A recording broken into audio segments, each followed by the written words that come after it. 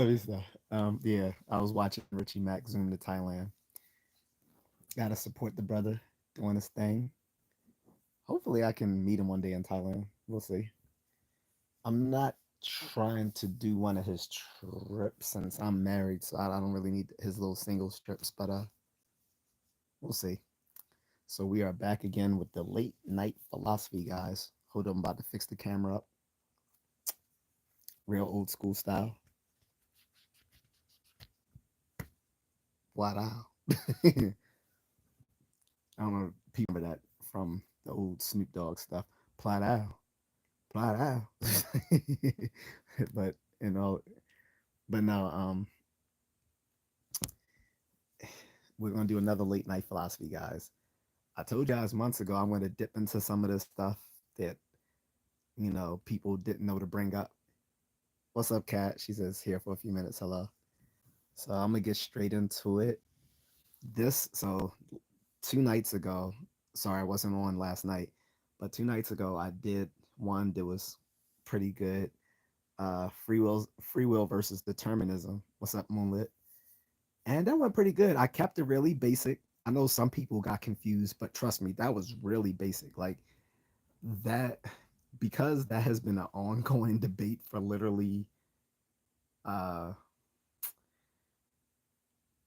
2,000 years. I think that was pretty basic because it's like literally thousands of papers published on free will versus determinism with so many nuances upon nuances upon nuances.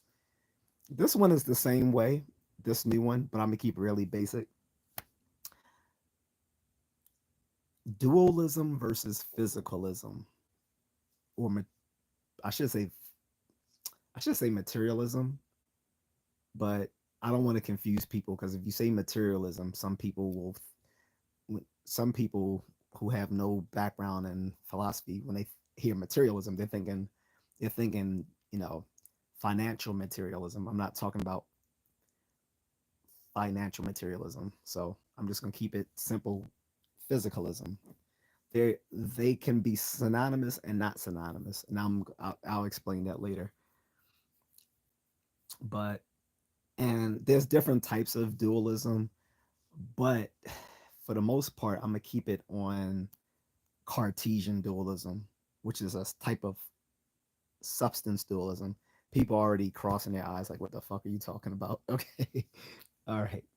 So dualism is the idea or view that reality is made of two different substances. That's substance dualism. This comes from, we call it Cartesian dualism because Rene Descartes was one of the first people who, being the founder of modern philosophy, he's one of the first people to voice this in a very clear, clear and precise way. It had been talked about literally since the time of Plato, but again, and probably even, well, actually even before Plato, even with the pre-Socratics like Heraclitus and Parmenides and all these other folks. But anyway, we can say at least since Plato and probably way before them, we have talked about what what is nature comprised of. Bud Bro says hi, what's up? Um, and so Cartesian dualism divides the world into two different substances, actually three, but I'll talk about that in a second. So he thought that basically what comprises the body and what comprises the mind are of two different substances. Ronaldo says mainly fauna and flora. That has that I don't think that has anything that, I'm not sure how that relates to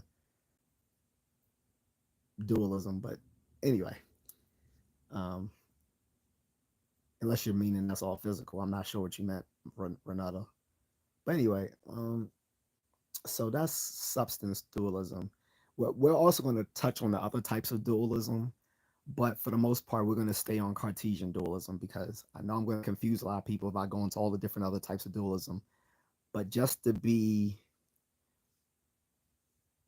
on top of our game here, I'm going to mention all of them. Okay. Well, not all of them, but all the main types of dualism. So, again, we're going to deal mostly with Cartesian dualism, which is a type of substance dualism that divides the world into the body and the mind. But he also had a third substance. He thought that God was a third substance in himself. Because there's the open question of whether Descartes really believed that himself, being that he was actually a very religious man, but he might have also said that to avoid criticism from the church, as he was a contemporary of Galileo and saw what happened to Galileo. Galileo was, you know,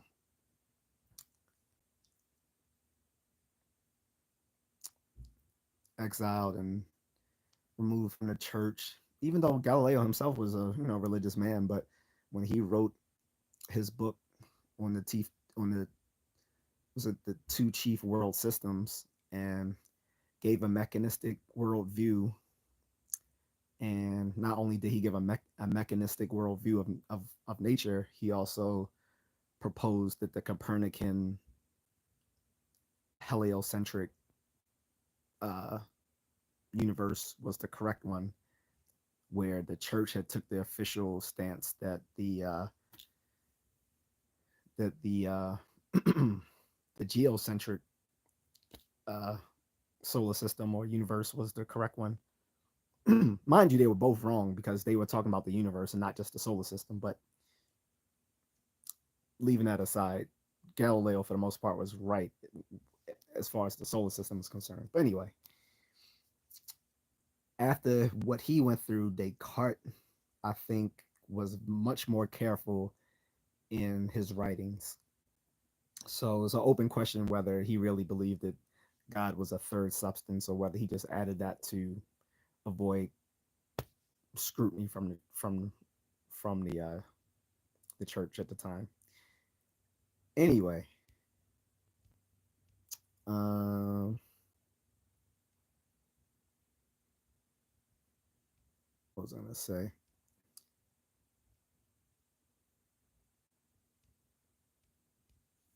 So there are other types of dualism besides substance dualism.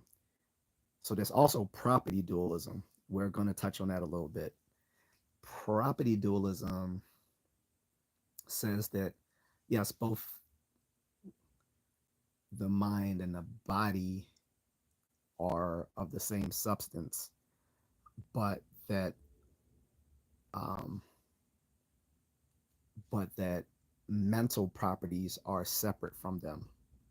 So you can say, okay, well, yeah, mind and body are both maybe physical or whatever, but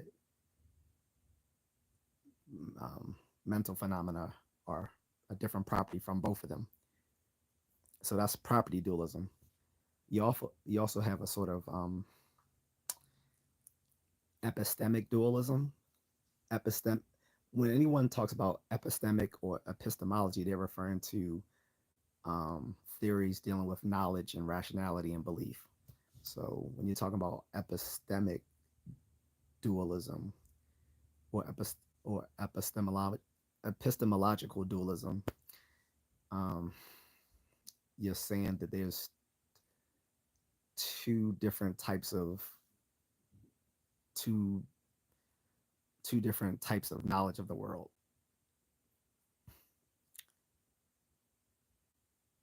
such as like talking about knowledge of the world through experience and knowledge of the world through pure reason alone or whatever. So we're not going to touch on that one. We're not going to really deal with epistemological dualism.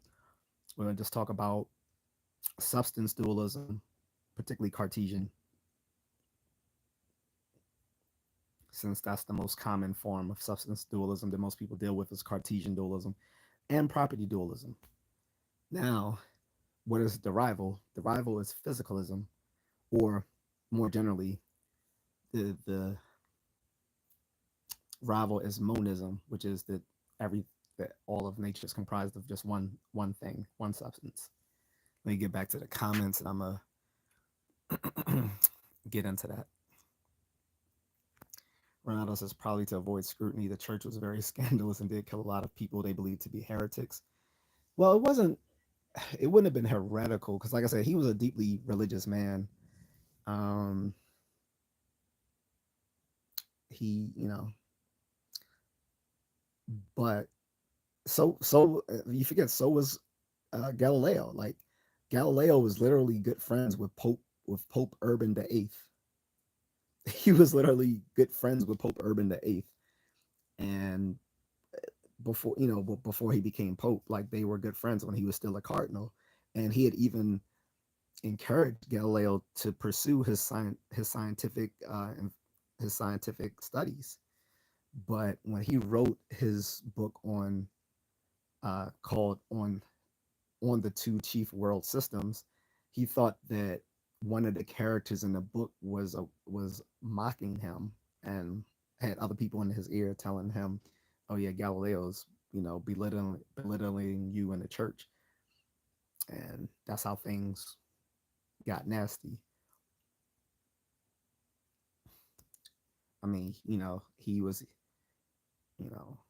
exiled. He was told to say that what he wrote was wrong. But on his deathbed, he recanted. he said in the he said at the time, um, I think this is in I'm guessing is in Latin, High Latin. He was at "Eper se mueve," which is "and yet it moves," referring to the planets revolving around the sun. So, in any case, there was one guy who was called a heretic, locked up, and I think sentenced to an unaliving, but we don't have to go into that one. But yeah, that's so this is a still a open debate amongst philosophers of the modern period, is whether Descartes was really so deeply religious that he really thought that God made a third substance, or whether he just added that to avoid religious scrutiny. We won't know. I, being the hard nosed atheist I was back in college, I was like, yeah, he probably just added that just to placate them. Now, I'm not too sure because I've seen that there's a lot of really smart folks, particularly in philosophy and science, that will say a lot of dumb stuff when it comes to religion.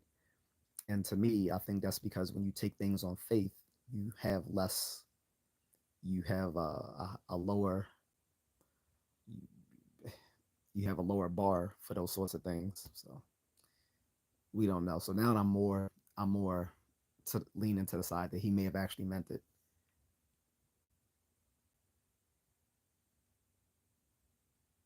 So going back to the discussion, so like I said, the rival to dualism is physicalism or monism generally. Physicalism is pretty ubiquitous amongst scientists. Most of them believe in some variant of physicalism or materialism.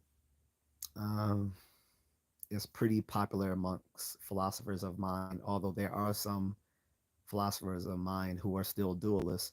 Although I think the ones who are, I think many of the philosophers of mind who are currently dualists probably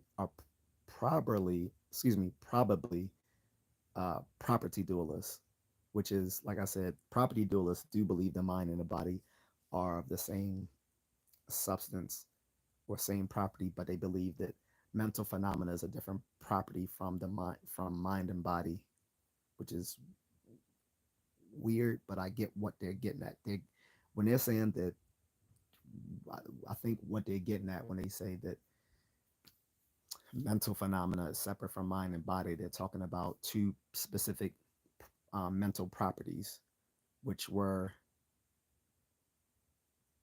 in back in earlier times hard to find. it would have been next to impossible to understand how these two mental properties realized in a could be realized in a physical stratum in some sort of physical way, which is rationality and intentionality. So I'm gonna get into that in a little bit. But so yes, so the main rival is physicalism. Physicalism is basically the view um, that everything that exists is in some sense uh, um, physical. And you have different types of physicalism. Okay, I mean, of this, we're going to mainly focus on the brain, the physicalism that is the brain mind identity thesis, which is that basically the mind and the brain are one and the same thing. We just talk about them in different ways. Like we talk about the physical, the we talk about you know the biological properties of the mind brain in one way, and then we talk about the we talk about the psychological properties of the mind brain in another way, but we're still talking about the very same thing. And it can get even more specific. Again, I won't get into all the nuances because there's a lot of nuances. There's like type token identity thesis, and there's type identity thesis. Okay, so I should address what type and token are. The the terms type and token in philosophy as well as in like logic and math refer to um, a type is like a set. Like you can have, say, the type is transformers. Then you have different tokens of that transformer, of that very same transformer. So maybe you have type transformer Optimus Prime, and then you have many different tokens or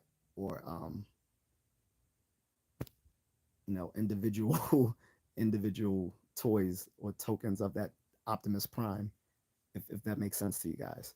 So that's type token brain mind identity thesis, and I think that's the one that a lot of people gravitate more to, the type token brain mind identity thesis.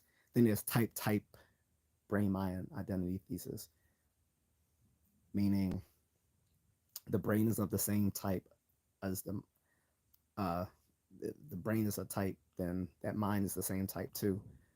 Um, so that's a stronger thesis. This I don't know is can be as well defended as the type token thesis, which is taking one as being the type and one is of the token. And again, we don't have to get into the specifics of type thesis and type token thesis unless some of you know about that and want to go into it more in depth. We don't have to do that, okay? And again, just for consistency's sake, I should have addressed the other types of monism out there besides physicalism. So just like there's more than one dualism besides substance dualism, there's, like I said, property dualism and epistemological dualism. You have different types of monism. Physicalism is only one type of monism. You also have idealism, which was heavy in 19th century philosophy before the advent of analytical philosophy saw that idealism as BS. But idealism says that also believes everything is of one substance. That believes that all it is that it believes that everything is mental or just ideas and concepts and stuff like that. Every everything that exists is mental instead of that. So it's like it's almost the converse of physicalism, whereas physicalism believes everything is of one substance, which is physical. Idealism believes everything is of one substance that is mental. Okay. And there's an even more radical version of that called solipsism. Solipsism believes that um, everything that exists is just of exist in just one mind, So instead of there being many, many, many minds who all, you know, have a substance, which is the mental phenomena, um, solipsism says not only is everything mental, but everything is mental comprising of one mind, which if you're a religious person, you might believe that is God. Or if you're narcissistic enough, you might believe it's you. So there's a sort of, which is funny because when we talk in psychology, we actually talk about a certain type of mental solipsism when it comes to certain mental disorders and personality traits, stuff like that. But anyway, the idea that there's only one that there's only one mind out there which is responsible for all everything that we experience is a bit weird because if if if we're all just of the mental substance of one mind, then what would even be the point of trying to convince other people of that? It would be no need. It would be no need to convince other people of solipsism if solipsism is true.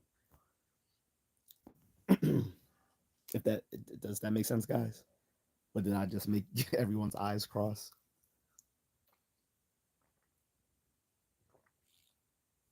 There's other types of monism as well. There's also a sort of neutral monism. This says everything is of one substance, but leaves it, but basically takes no stance on what that one substance is, whether it's mental or physical. So again, you have physicalism as one type of monism, then you have idealism as one type of substance, and then you have neutral monism, which is one substance but doesn't take a stance on what that one substance is. And there can be some other there's some other types of monism out there too, like one that takes everything to be just information. I don't know exactly what you call that view, but there's a view that takes everything just to be information.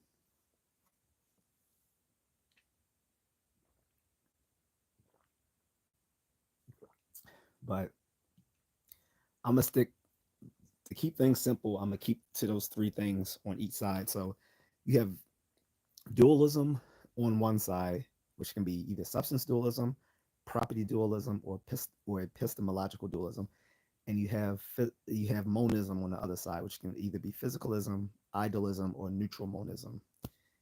So is everyone tracking? I don't see any responses, so I'm gonna guess so. Wait, okay. About to say, look like my thought my screen was frozen for a minute. Now I can see it move. Pause.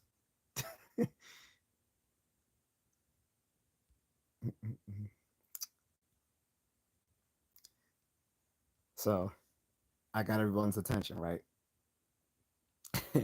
So this has been the longest debate in philosophy. Like, well, one of the longest debates. There's so many long ass debates in philosophy. We already took you through one of them 2 days ago: free will versus determinism. Now we're going with physicalism. Say, what are you talking about? Like, I don't know where you left. I don't know where you came in at. So, again, it, this is late night philosophy, dualism versus physicalism, which is a very long debate in metaphysics. Just do says, "Hey man, what's up?" And like I said, the issue of what what what nature is comprised of dates back to even before the Socratic philosophers, even before, like I said, even before Plato himself. Like people as far back as Parmenides and Heraclitus and so forth debated this stuff. I might have to pull out my other phone again so I can be able to fact check stuff for you guys. Yep. So let me turn on my other phone. But there's then there was Democritus. Democritus was the first person to come up with the concepts of atoms. He thought everything was composed of atoms. Of course, he didn't envision atoms in the way that we do today, but the idea in physics comes from that ancient philosopher Democritus, and another guy too. I forgot the other one's name at this time, but Democritus and another guy were the ones who came up with the idea that everything is composed of atoms. Um, Other people thought everything was just made up of ideas, right? Um,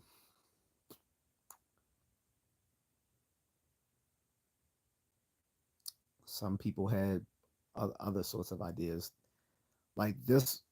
It goes literally back to the very first philosophers, at least in Western, at least in the Western tradition. The very first philosophers were the Ionian philosophers, sometimes called the Ionian scientists, because they were the first thinkers in the ancient world to try to study nature apart from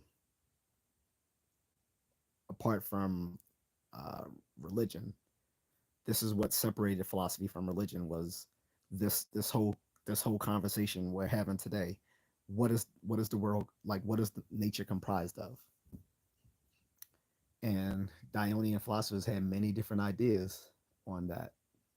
Some of them pretty zany, um, you know, but at least they were trying. At least they were actually trying to come up with explanations of the world that didn't depend on some sort of deity to explain it.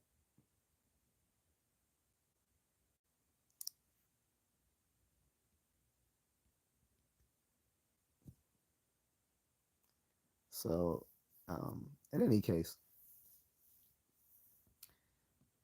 guys, you see, I'm being good. I'm ignoring the trolls, but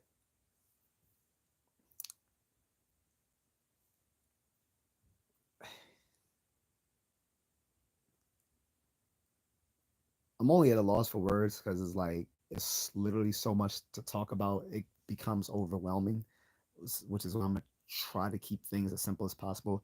But like I said, it goes literally all the way back to the very first philosophers, the Ionian philosophers, who started thinking of what what is nature comprised of. Why are we here? All these sorts of very fundamental questions. And like I said, you had some clever philosophers who thought, like I said, Democritus, who thought everything was composed of atoms. You had others who believed everything was just a matter of numbers, and there's still some who think that today.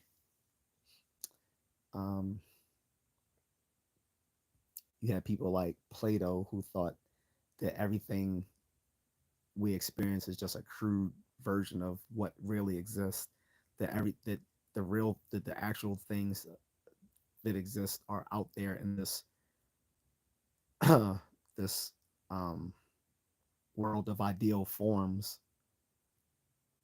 So um, I guess Plato definitely wasn't a physicalist. I don't know if he could be called a dualist properly, or if he was more of a analyst, because you have people who think of there's more than just two substances. They think it might be three, four, five. However, like it might. Some people believe that nature isn't of one substance or even two. That it's a multiplicity of things. That that is a hard view to take. You have people like Meinog, the Meinongian view from this philosopher named Meinog is that he took the mind. I guess he was more of a property dualist,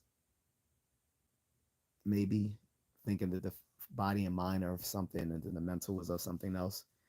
And the reason why you have property dualists apart from substance dualists is because some of them take issue with the fact that even back in early times that you could possibly say that the mind was some was still a physical substance, because the thing is, even though Descartes, who, like I said, popularized Cartesian dualism, which is named after him, said that, the body and the mind are two different things, he really struggled to explain why that was the case, other than the fact that he thought the rationale, his main reason was, well, the main inspiration for him thinking that the body and mind were of two different substances was that he didn't think that rationality could be other explained in physical could be explained by physical means. And likewise, the philosopher Franz Brentano believed, which is the Franz Brentano's thesis, he believed that all mental phenomena is intentional. When he talks about intentionality, he means that there's an aboutness to mental phenomena, which is that all mental phenomena is either directed or about something. Hey, how are you? Moonlit, can I get a check on that? Since I can't see, let me hold on. Let me put on my specs. Just want to make sure our friendly person doesn't come back, if you know who I'm talking about. Oh, no, no, look, the that looks cool so far. I I, I don't know what to call you, my friend, because I unfortunately don't know how to read the don't know how to read the characters in your name. But welcome. Anyway, so getting back to my little diatribe here. So you can call me. Is it Yoichi? Is that how you say it? Yoichi from Japan. Oh,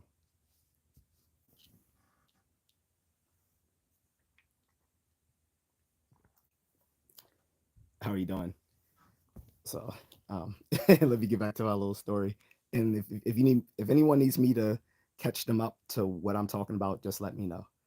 But I'm gonna go on with where I left off. So, like I said, Descartes was the one who popularized substance dualism, which became his version of it became Cartesian dualism, because he believed the body and the mind were of different substances. But he never really successfully explained why he believed that, other than he had a lot he had a um uh, he he had a large skepticism that rationality could ever be physically explained, right? He, like, to be sure, he, even in his time, even back in the 1600s, he knew that yes, you could that man could would be capable one day of making thinking machines. And this is before modern computers, and he was still smart enough to say, yeah, one day we might come up with clever machines. But he didn't believe that they would possess one of the key mental properties, which is rationality. The other key mental property is intentionality. Rationality, insofar as being able to, you know, um, not only think, but do what people can do oh so well, which is reasoning and truth evaluation. Like, these are things that are kind of unique to us, right? And I was just mentioning Franz Bertano, the I think German philosopher, who likewise was skeptical that intentionality could ever be physically explained. He thought this was a he thought this was like the defining property of all mental phenomena, that all mental phenomena are in, uh, possess intentionality, which is they're directed or about something. He thought that the aboutness of mental phenomena can't is not something in the physical world. Like there's nothing in the physical. There's no like physical things that have an aboutness to them, right? Like anything physical that we observe that seems to be about something is because we designed it to do so. That's not what he meant, right? This is why, in speaking we have mental verbs and psychological verbs. He perceived that, he believed that, he thought that, he wanted that, he desired that, he was skeptical of that, he was doubtful of that. um, these sorts of things. And often many of these mental verbs often are accompanied by a that or a to with those verbs, with those psychological verbs. When it says, do you think AI can rationalize yet or possibly soon? Kind of still on topic. Give me a second. I'm gonna get back to that. Give me like 2 minutes because that's a good question actually. Because it actually relates to why people do believe, like people have come to believe physicalism. Because here's the thing: if dualism is true, either whether substance dualism or property dualism are true, that would mean that would make strong AI virtually impossible, right? Mona says like, share, and subscribe, guys. Thank you. But yeah, so that's another thing, guys. So because here's the thing: a lot of people before they start taking philosophy are dualists. Most of us um, generally are dualists. If we don't really think that carefully about this, most of us, like coming into philosophy, coming into psychology, most of us start off as dualists, like because it's just natural to think of the mind and body as two different things. But is that's only because we haven't thought of it carefully. It's just like most of us believe that the self is real. The self is illusion comprised of many modular parts of the mind working together in unison to create what we see as the self, the so-called I. The um, so that self-indexical term I refers to the self, which is an illusion. Just as I pointed out 2 days ago, free will is an illusion. But getting back to the topic, um, so these so property, I think property dualism has more legs to stand on than substance dualism, and this is why there are still some philosophers of mind who still advocate for some sort of property dualism, if not at least some epistemological dualism. And epistemological dualism deals with there might be two ways of knowing of things. Um, so and that these and that might and the the thought behind that there might be two way of knowing of things might be because there are it might be a sneaky way of bringing in substance dualism. Like they might think there's two ways of knowing of things because there's two different types of things that make up the world. Others might be more modest and say there's just two ways of knowing about the world because of our own, just the way because of our human limitations.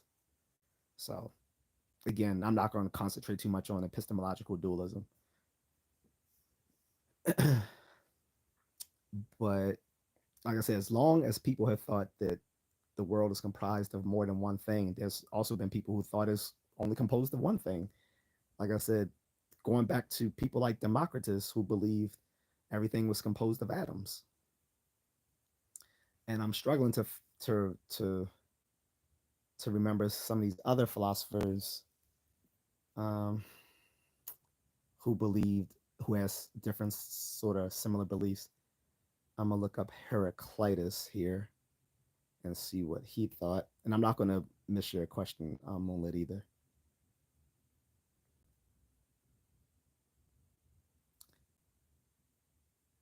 I might have to put on my glasses to see this stuff so I'm not squinting. The funny thing about Descartes, by the way, is with his substance dualism, he believed, and this what his belief ended up um, being used by many New Age quacks for a long time, when he believed that the mental and the physical interact in the brain, and the where the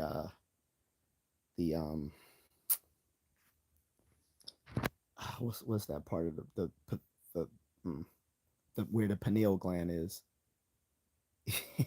He believed the pineal gland was where the mental and the physical interacted, and there's no reason to believe that whatsoever. Like, if you take neuroscience, you will quickly be disabused of the idea that the pineal gland has anything to do with an interaction between the mental and the physical, where it's more or less just a place where certain hormones and neurotransmitters are secreted from.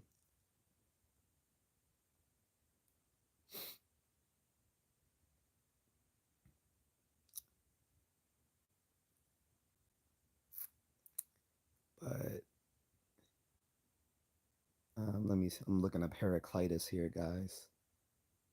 I think he was one of the Ionian philosophers.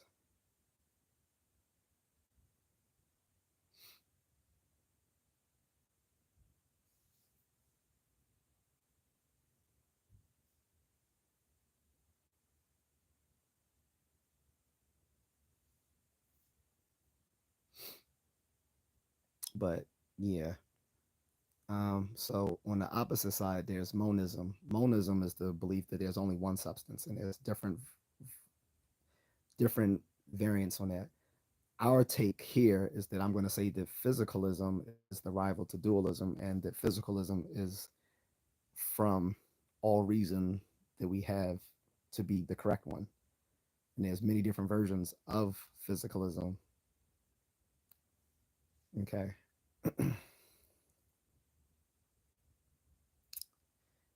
Like I said, you have physicalism, which is the view that everything that exists is somehow physical or matter. So sometimes synonymous with with materialism, although materialism is mostly a metaphysical view, whereas physicalism is both an epistemic and a metaphysical view. When it's a metaphysical view, it's synonymous with materialism, but it's also a stronger thesis, which is an epistemological view, which is not only that everything that is real is physical, but the stronger thesis is that everything can be explained in terms of everything can be explained through through physical means. Like, I mean, yes, through everything is basically a matter of physical explanation. That is a stronger thesis, and that's not one that many people would would ex- believe. Just like many folks like myself are physicalists. We believe everything, that exists is real. I mean, everything that exists that is real is physical, but we may not necessarily believe that everything can be ultimately explained in terms of physics. That is a much stronger thesis that I think is a matter of faith.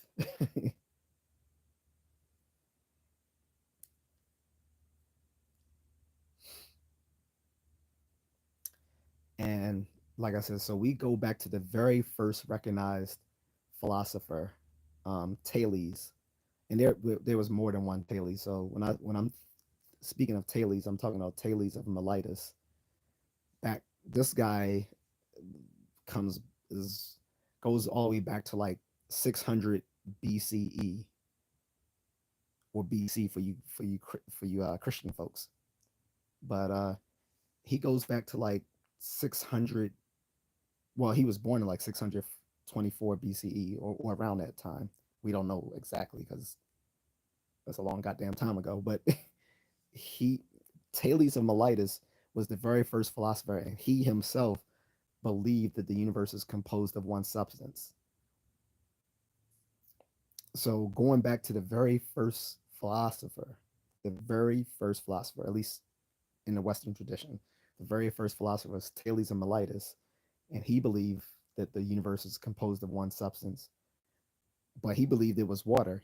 He believed everything was nourished by moisture and that heat comes from moisture. So ultimately, he thought everything was a matter. Everything that existed was of the substance of water.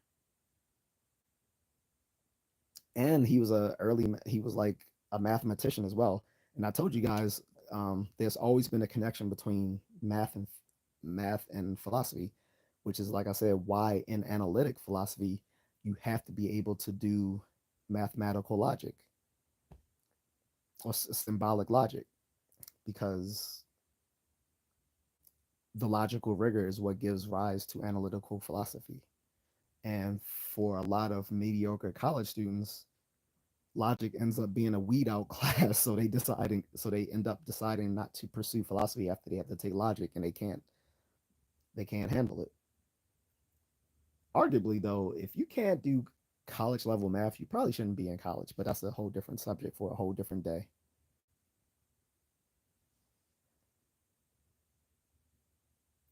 So again, not I should say not everyone believes Thales was the first philosopher, but many people who study ancient philosophy believe him to be the first philosopher, or at least one of the first recognized philosophers.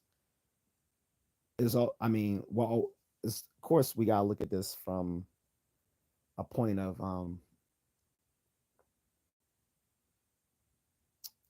intellectual humility, because there's a huge epistemic distance between what we know about the ancient world and what was actually true of the ancient world. So, but as far as we know, he's the first recognized philosopher.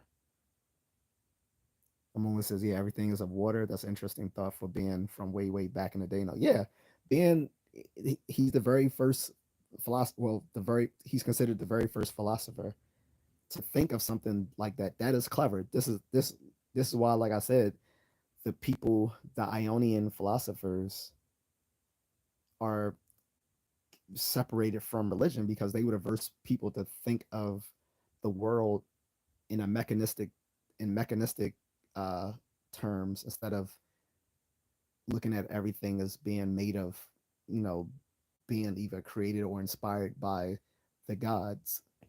He was the first one. Like, these were the first guys to be like, you know what? No.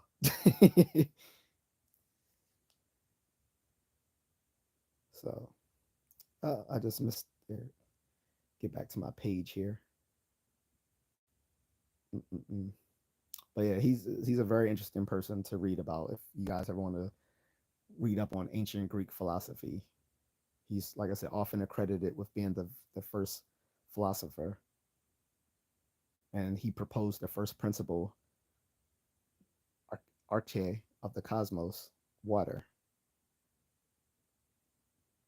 So, um, and like I said, he predates Socrates by centuries. The Ionian philosophers in general, all the pre-Socratic folks, these people predate Socrates by centuries. And like I said, Thales was one of the Ionian philosophers. Ionia was a part of Asia Minor. I think that might be modern day Turkey, Asia Minor, right around there. And there's other places like Ephesus, which would have been part of Ionia at the time, which is where Heraclitus came from. I think, or was it Democritus? One of them, but pretty much all these guys were out of the Ionian region. So that takes you all the way back, guys, to the very first monist, which was ironically the very first philosopher, Thales of Miletus. And I think the people who followed him were called Milesians. So, and then, like I said, you had people like Democritus, who was also a monist, but he believed everything was comprised of atoms. Um, Again, Plato himself. Socrates didn't talk that much about metaphysics. He was more interested in uh, virtue ethics and things like that. But he did talk, and well, he talked about virtue ethics and epistemology mostly. He didn't get as much into metaphysics as Plato did and Aristotle, but he did have some views on that as well. But as but none of the but as far as I'm aware, none of the Socratic philosophers were physicalists or monists. All of them, I believe, were either dualists or believed in multiple substances comprising the cosmos. Uh,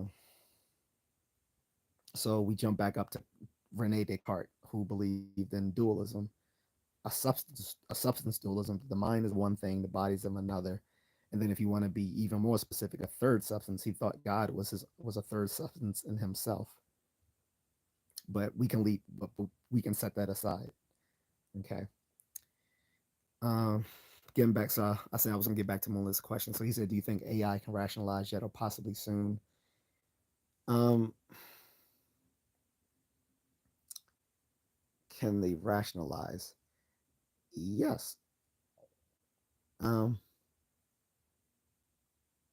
AI can definitely rationalize. If you mean that it can, we can program AI to draw inferences and stuff like that. Yeah, this is one of the reasons why we believe in physicalism now, because one of the main one of the two main properties that make up mental phenomena can now be physically realized through computers. Um, now Descartes again himself knew that we could eventually make very clever machines. He just didn't believe that they would possess the ability to make human-like inferences. Now there is one type of inference that AI still cannot do, which is the hope of strong AI in the future to be able to do. But there's a human AI problem that anyone, in computer science or AI research can tell you about, as well as people who study philosophy of mind, cognitive psychology, um, or psycholinguistics, which is um, machines cannot do abductive inference. Abductive inference is also called inference to the best explanation. It can and inference to the best explanation can abduct. It's called abductive inferences, but um, it is unique, right? Because unlike inductive inferences, which draws inferences from like either some sort of um, statistical likelihood of that conclusion being drawn from the premises, and deductive inference, where the, the conclusion follows from the premises out of necessity within a theoretic within a model theoretic universe. But we don't have to go into that specifics because some, there's gonna be someone nerdy on here be like, well, actually, a deductive inference is only um, guaranteed by necessity within a certain model theoretic universe. Yeah. You're right. We got it. But mostly you don't need to know that. Anyway, so those are your two main inferences: inductive inferences and deductive inferences.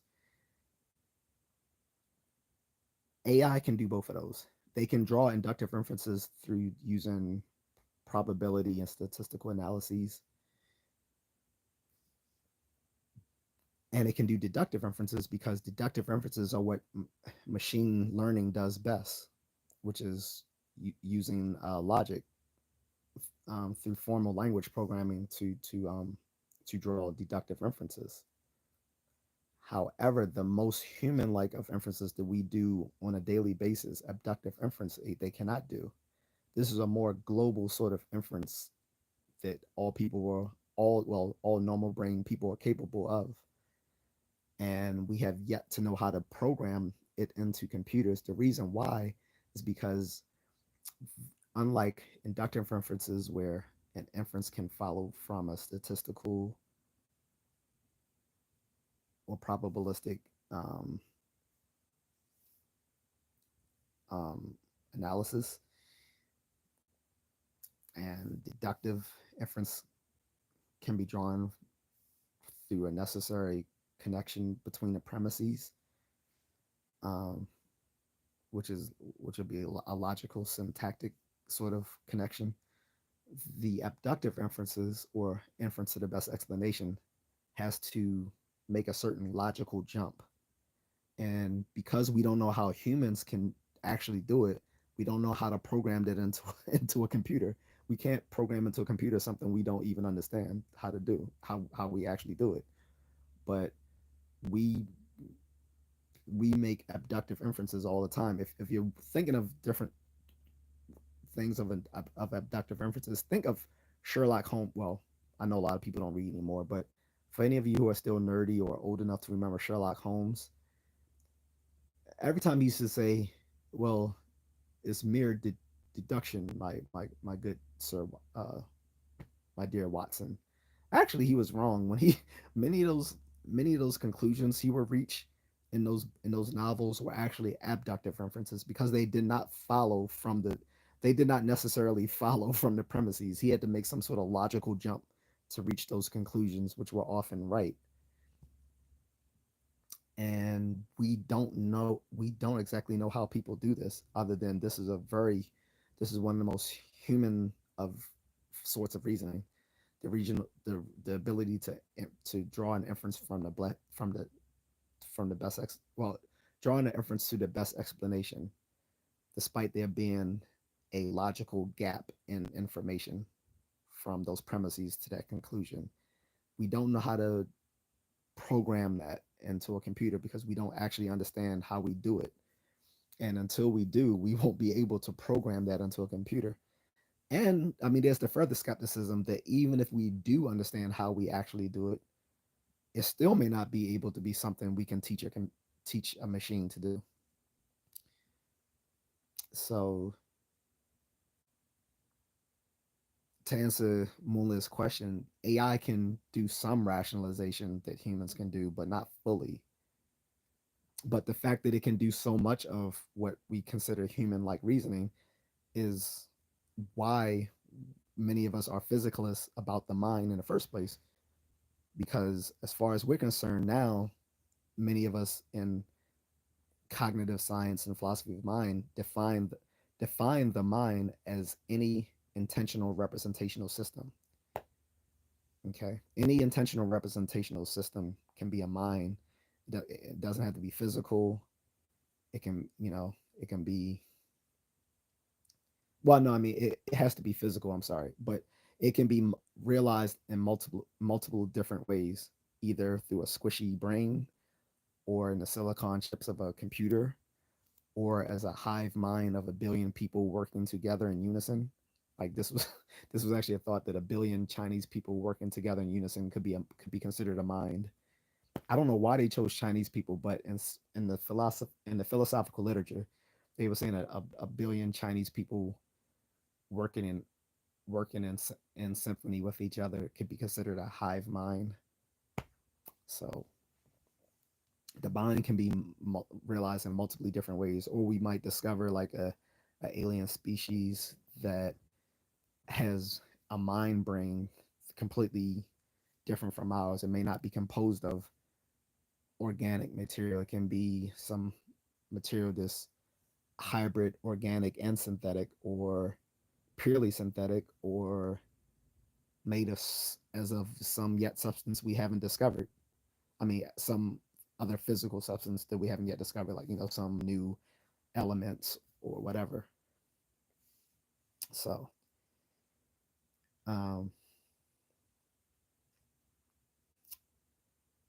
but at least that shows that. But AI is still is proof that we can physically realize rationality in a machine, which means if we can physically realize rationality, then the mind is probably also something physical. To answer Franz Bertano's thesis that, so most people now agree with him that yes, all mental phenomena is intentional phenomena, like, which is to say that all mental um, phenomena, whether we're talking about mental states or mental events or mental structures, have intentionality, which is they have an aboutness. They are directed or about something. Okay, and the question is, how do you physically realize that? And this is when we get to the founders of cognitive science, Jerry Fodor and Noam Chomsky. Jerry Fodor, looking at previous work, came up with the computational representational theory of mind. Um, it's a representational theory of mind because he said basically all thoughts and he, thoughts, but he's talking about all sorts of mental states, not just thoughts, but beliefs, desires, feelings, all this sort of stuff. Um, but basically, he said all thoughts are just sentences entokened in the brain. That's the representational theory. The computational part is saying, and I'm dumbing this down a lot, guys. So, but and the computational part is um,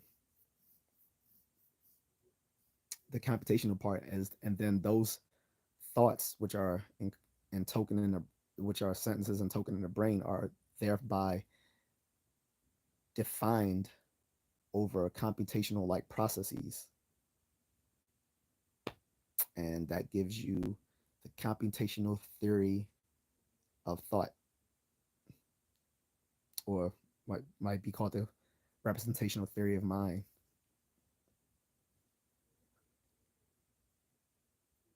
So we can physically realize thoughts,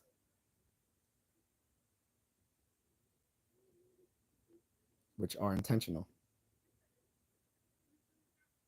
because these thoughts are about or directed at something. We believe that like all thoughts or the sentences that express them contain propositions. Propositions, um, so these propositions, and again, not everyone agrees with these things. Quine was a huge skeptic of propositions and stuff like that, but he was, even though he was, even though he won a lot of people over, not everyone took the Quinean view on all mental stuff because he was a hard-headed behaviorist that thought, when I say behaviorist, he was the behaviorist believed that um, the only way you could scientifically study the mind was by observing and studying like external behavior, and that the internal processes underlying those that behavior or dispositions to behave in certain ways wasn't a matter of scientific study. We see that as wrong now fundamentally, but Quine had a good reason to believe that. He just happened to be wrong. And some people take Quine's view on some aspects of the mental while not on others. That would take us too far aside. I'm gonna get back to the comments. I think I'm missing a lot. One says, "Are you perhaps still friends with people you went to college with that can hop on and add?" Not really. I mean, and the ones who are weren't philosophy majors, and no, I'm not gonna do that. Um, Mola says, "Yeah, I don't think AI can rationalize just yet, but I promise it will soon within a decade, which is scary too." I doubt it because, again, it's very dubious that you can program AI to do something that's not yet even understood in cognitive science, which is abductive inference. Until machines can do abductive inference, they won't truly be able to think like humans, because that is the most human-like of thinking, is being able to draw inferences to the best explanation. Not to mention certain sorts of human, well, the maybe those other things can, maybe those other things, but yeah, abductive inference is not something that's even explicable in cognitive science. So it's you can't AI AI is practical research, not pure research. Practical research deals with stuff that's already been discovered through pure or basic research.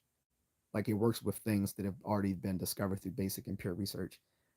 So practical research can never go beyond basic research, which fuels it. AI research is practical research. It can't go beyond what we've already discovered through basic research. It's the same with like physics and engineering. Engineering can't go beyond what physics has yet to discover. It's the same thing with AI research and cognitive science. AI research can't go beyond cognitive science. Uh, Moonlit says, by rationalize, I mean make the right choice, or am I thinking wrongly about rationalism and emotion based choice? No, AI can make choices. That's not what rationalization is, or what. I mean, uh, that's not what right what. Um,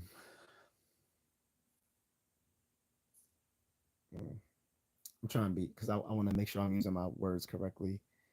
Um,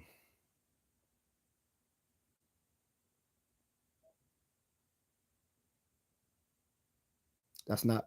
I'm I'm saying because I'm saying rationalize. I should say rationality, not rationalizing. Rationalize is a different term. Rationalizing is when you when you try to give grounds for, when you try to make up some sort of reasons or motives for someone doing something. That's not what I'm talking about. I'm talking about rationality, which is a mental property of all mental phenomena. Rationality is not the same thing. Rationality is um, it's about, decision making and making judgments, but basically these choices being guided to optimal make optimal decisions and judgments, um, out of, in your within. It's basically being able to make certain decisions and judgments in your best interest.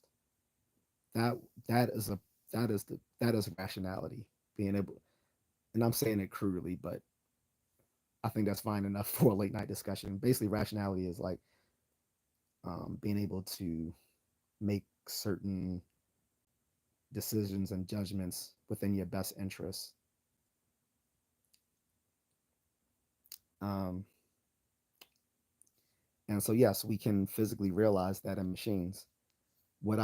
But that's not the same thing as saying that AI will will become strong AI.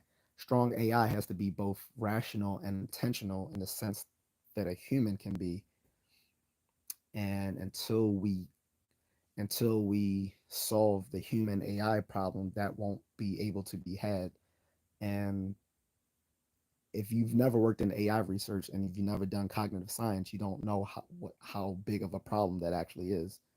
Again, the AI research can't go beyond the cognitive research. So if cognitive scientists don't know what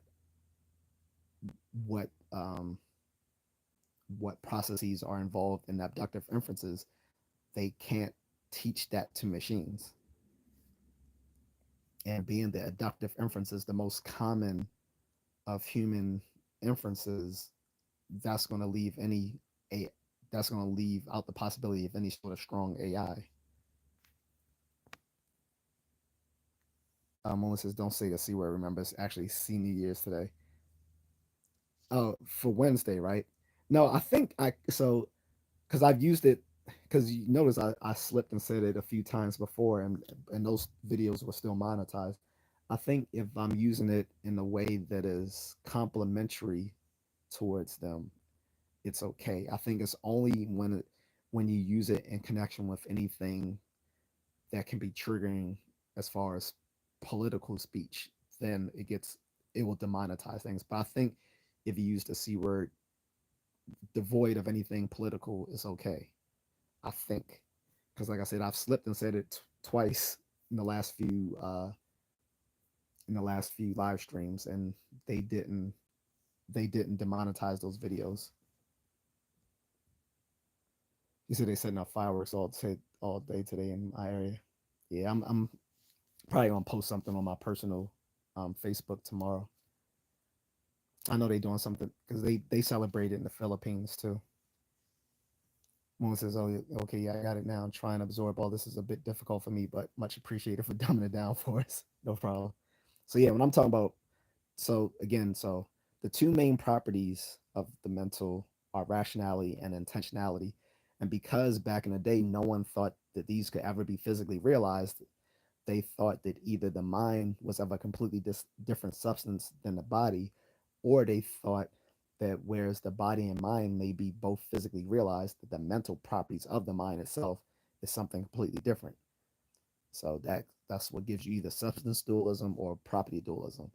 And so the physicalists had to not only say, well, no, the brain and mind are identical, they also had to assuage the property dualists that mental properties can be physically realized. That was the harder that I think that was actually the harder work to be done, not the substance dualism. I think the substance dualism was easier to conquer because, like I said, even people as clever as Rene Descartes couldn't really give a good explanation of why the body and mind should be different, other than the fact that those mental properties that he was thinking of couldn't be physically realized.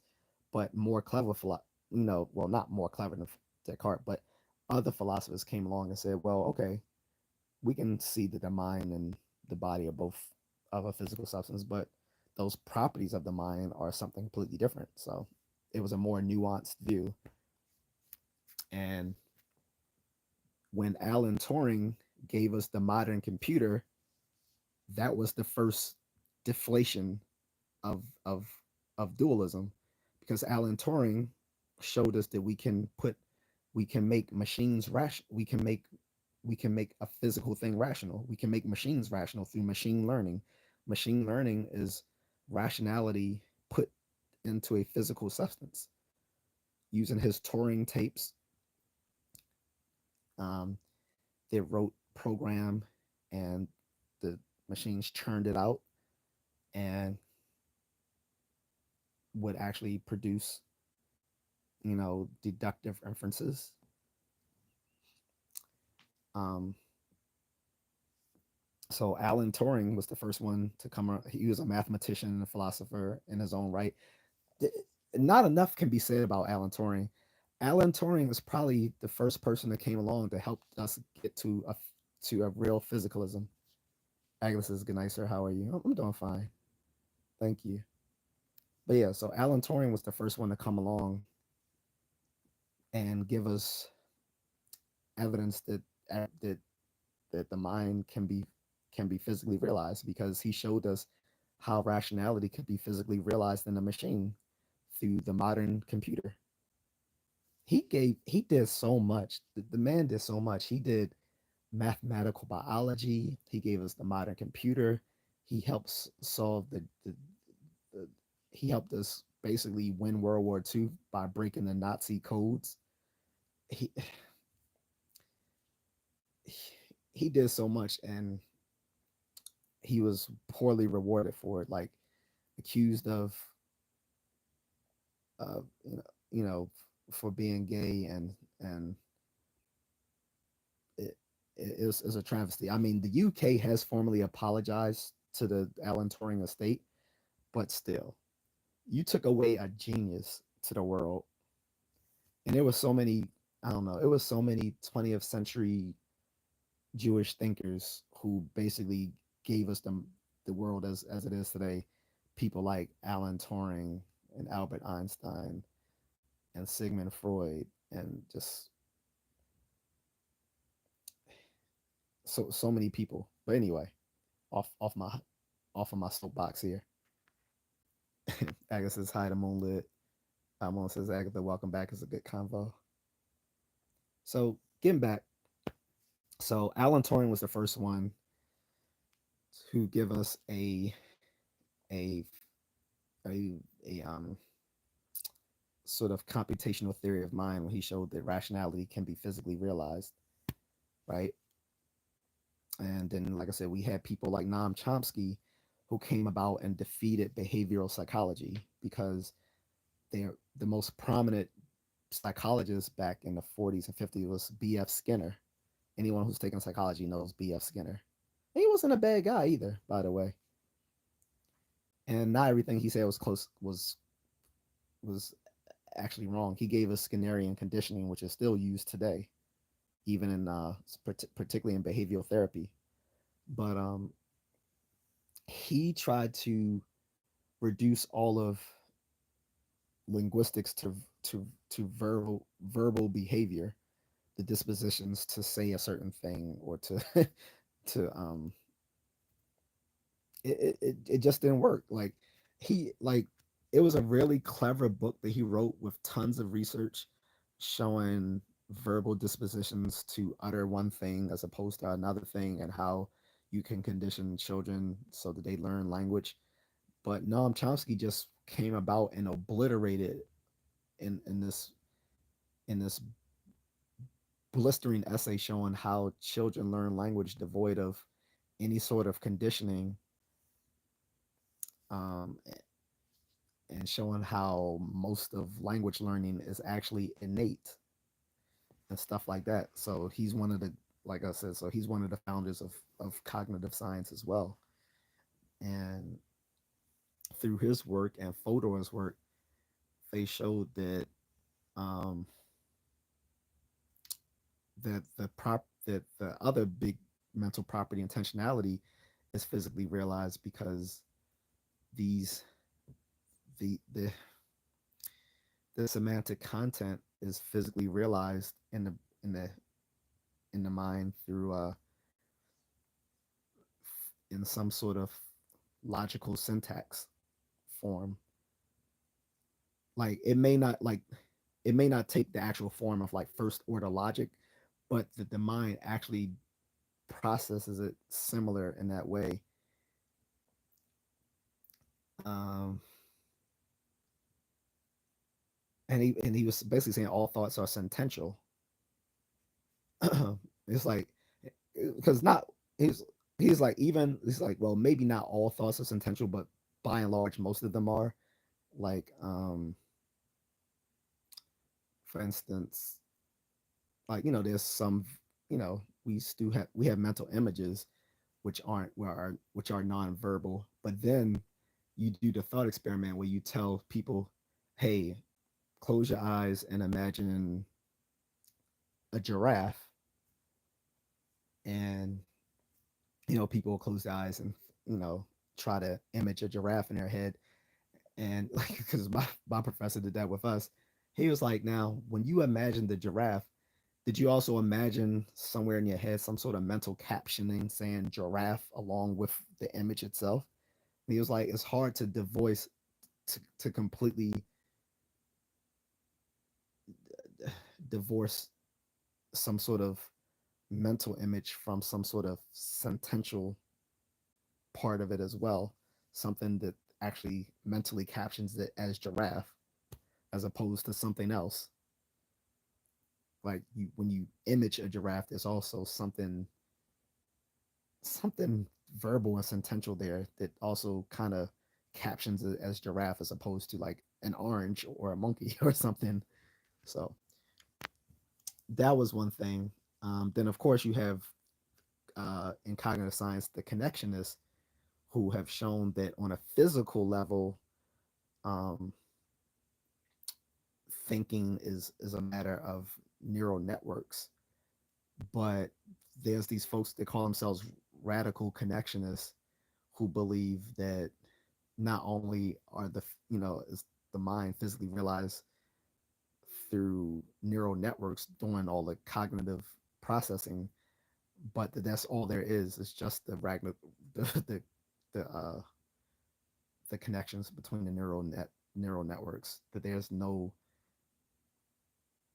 intentional stuff there, but we've there's a psychologist that came along. I think he was a psychologist or philosopher, whatever, named David Marr. He said there's always like three levels of explanation in any scientific field. He was talking about psychology, but he said this could probably be of most any scientific domain. Like you'll have like an instrumental level of explanation, which is like the very physical stratum of something. So, um, like with the mind, uh, the instrumental level would be like just talking about it on the neuromolecular or the neurobiological or even molecular level. Um, then you'll have sort of a intentional level, which um, he was talking about like actually talking about you know these actual different mental phenomena and the different processes involved, stuff like that. That's an intentional level, and then even more basic will be a algorithmic or mathematical level of the explanation. He was saying that goes for just about any sort of those three levels of explanation go into like almost any scientific field, not just psychology. Someone says I just tried still a giraffe. No, when you imagine the giraffe, wasn't it also something that wasn't it also like some sort of accompanying thought with the image that was like giraffe? I'm not saying that you actually like image the word giraffe. That's not what I'm saying. I'm saying that so if you imaged like a giraffe, was there also some sort of thought this is a giraffe? That's what I'm saying. This is why, like I was saying, like a lot of people in philosophy of mind and cognitive science have taken on the Jerry Fodor's belief in the language. He calls it the language of thought hypothesis. That thought that that our thoughts are embedded in a language, in a mental language. Okay, and this is why he said that thoughts are basically sentences encoded in the brain, and that these very sentences are then defined over computational like processes, which is in other words saying that the mind works like a computer, which gives rise to the reason why Alan Turing would create a modern computer that processes things very much like the mind. So, like I said, Jerry Fodor took work from people like Alan Turing and many others to come up with his representational theory of mind, his language of thought hypothesis, and another thought of his, which is the modularity of mind, that there's different modular parts of the brain um, that work together in unison, but are informationally encapsulated from each other, which is why he called them modular. Oh, he said yes, yes. That's what I'm saying. So like you can imagine anything. Like you can imagine someone like doing a slam dunk. You know, just imagine like LeBron James doing a slam dunk. There's also going to be some sort of accompanying thought with that image that this is LeBron James slamming you know, doing a slam dunk. that's that is the sentential part. But yeah, um, but yeah, that's not to say like all all mental states are sentential, but many of them are, if not most. But you do have mental imagery, you have mental mapping, because they just like you have some people who believe all thoughts are sentential, you have some people who thought all mental who believed all thoughts were mostly imagistic. And that's obviously not true. Most mental representations are not imagistic. They're mostly sentential. Um, Then there's others who thought that all mental representations are actually like mental maps that are projected onto the different levels of the cortices. Because there's a thing when you look at the brain that you can actually look at what's firing on what layers of the cortex, and there'll be like a actually one-to-one ontological, not ontological, sorry, um what's the word I'm looking for, ontos, can't remember the name. I can't, the word will come to me, but there's a representation of certain images, ideas physically mapped on the brain, which is weird. So there's some people who think that all like cognition is a matter of mental mapping. Again, I think that's wrong too. I think the strongest case we have for at least for a classic, this is now considered classical theory of mind, but the best case we have for the classical theory of mind is the sentential representations. And so then we have to get into what are mental representations. So we literally had to do this as an essay in one of my graduate classes. Luckily, I was taking this as I was just auditing the class, so I didn't have to pass this. But um, the short form is, um, no. He said you should be a teacher for sure. Now I'm way behind. What? Trust me, this is nothing compared to what they do on the grad level. Like people who are actually doing doctoral level studies in this. Although I was at the time encouraged by my professor to apply for the program, but other things came along that I didn't do it. But anyway, so the the down and dirty uh, way of looking at mental representations is that they are mental representations are symbols. Um, they're symbols that carry information which are manipulated by the brain for purposes of knowledge. That is what you can call. That's a very crude way of what we can call mental representations. Is that they are symbols. They are symbols that are, well, they carry information that are manipulated by the brain for purposes of knowledge. So, and the fact that we can physically realize mental representations, this is not something that Franz Bertano or Rene Descartes would have ever believed, that we could actually have believed that mental representations can be something physical, right? But the fact that we can look at mental representations as physical, and the different types of mental um, states and events can be physically realized in the brain, this is progress. So I said, get drink water. Hold on, let me. Oh, I can take this off the charger. But yeah. Um, and so, like I said, thoughts and other sorts of mental states. So sometimes they're called intentional intentional mental states, which is basically the same thing. So thoughts are just one species of this, but they're all called intentional mental states or propositional attitudes.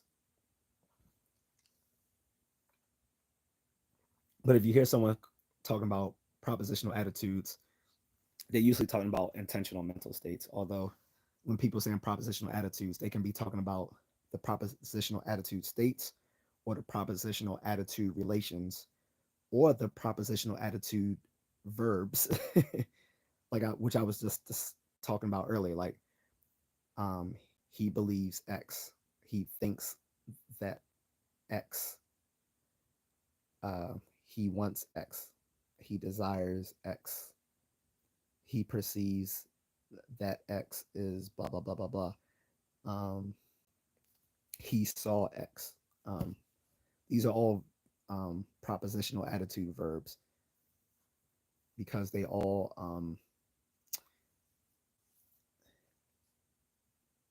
all express some sort of mental content. Actually, yeah, he's true. He explained so calmly. Thank you. So propositional attitude states are the intentional mental states. Like I said, it is the belief, it is the thought, it is the desire, it is the want. And there's another thing called qualia. Um, I'm going to try to leave qualia aside for today. That might be a talk for another day. I'm going to leave qualia alone. Qualia are the content of qualitative states. And there's many people, myself included, who believe that qualia don't exist. We believe qualitative states exist, but we believe that the content of qualitative states, qualia, don't exist, and that these qualitative states are just another version, just another type of thought, which are it's just that they are um, self they're self-indexical. They refer to the I, to yourself in regards to certain things like the experience of seeing red. And we don't have to go there, but like I said, qualitative states and quality I'm gonna leave out of this discussion because it would just muck things up. Blackbeard says, "What's up? What's going on?" Um, time. What time we got here? 10:52. Good stuff. All right. So anyway, getting back to it. So intentional mental states are the same thing as propositional attitudes, or propositional attitude states to be more specific. Propositional attitudes or intentional mental states refer to mental states that again are intentional, which means they are directed or about something. Um, and they also possess rationality, like they are for that person driven to them to pursue some goal within their self-interest, right? um, and when we talk about propositional attitude relations, those are the connections between the different phenomena, which are these mental representations. And you can even talk about mental states and mental events. Some say that mental states are just mental events in which nothing happens. Whereas mental events are like things, that you're going through, internally. But in any case, this gives us again a computational representational theory of mind, which means that the mind can be physically realized with with the brain. Not only that, not only is the mind identical to the brain, but the mind can be multiply realized in different ways. It can be realized in a brain, it can be realized in a machine, like a computer. It may be realized as a million working people working together in unison as one mind, because as long as a mind is some sort of intentional representational system, that is the case. Okay. Uh, so it does a lot of heavy lifting that dualism can't account for. Dualism can account for the fact that we have AI, because according to, well, at least according to the property dualist, we shouldn't be able to recognize rationality or intentionality in a machine, because that makes it physical, right?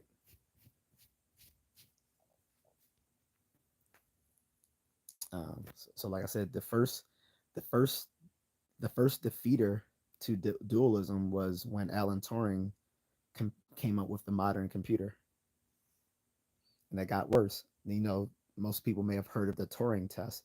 The Turing test was his belief that you could call a machine intelligent if you could program it in such that a person interacting with it wouldn't know that it was that the person that it was dealing with another person or a machine. They couldn't tell the difference, then it passed the Turing test. However, that crude definition of intelligence through the Turing test is both too narrow and too wide at the same time for different reasons. Too narrow because just because something can fool a person into think and just because a computer program can fool a person into believing that they're interacting with a person doesn't make it intelligent. And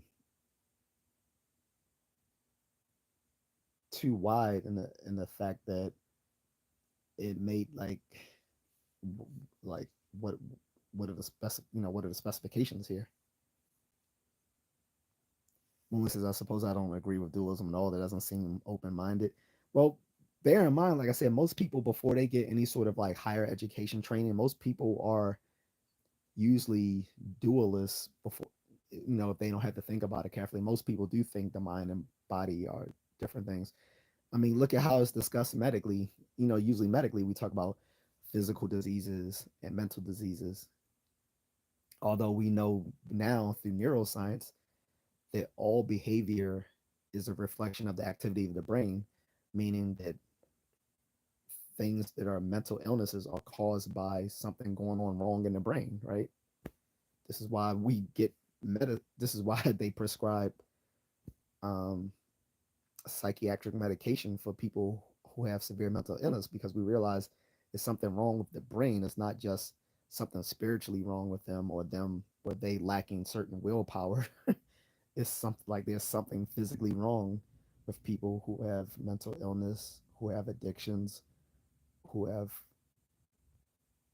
neurological disorders, and so it is it is kind of so it's kind of outdated to look at a huge division between somatic or physical illnesses and mental illnesses.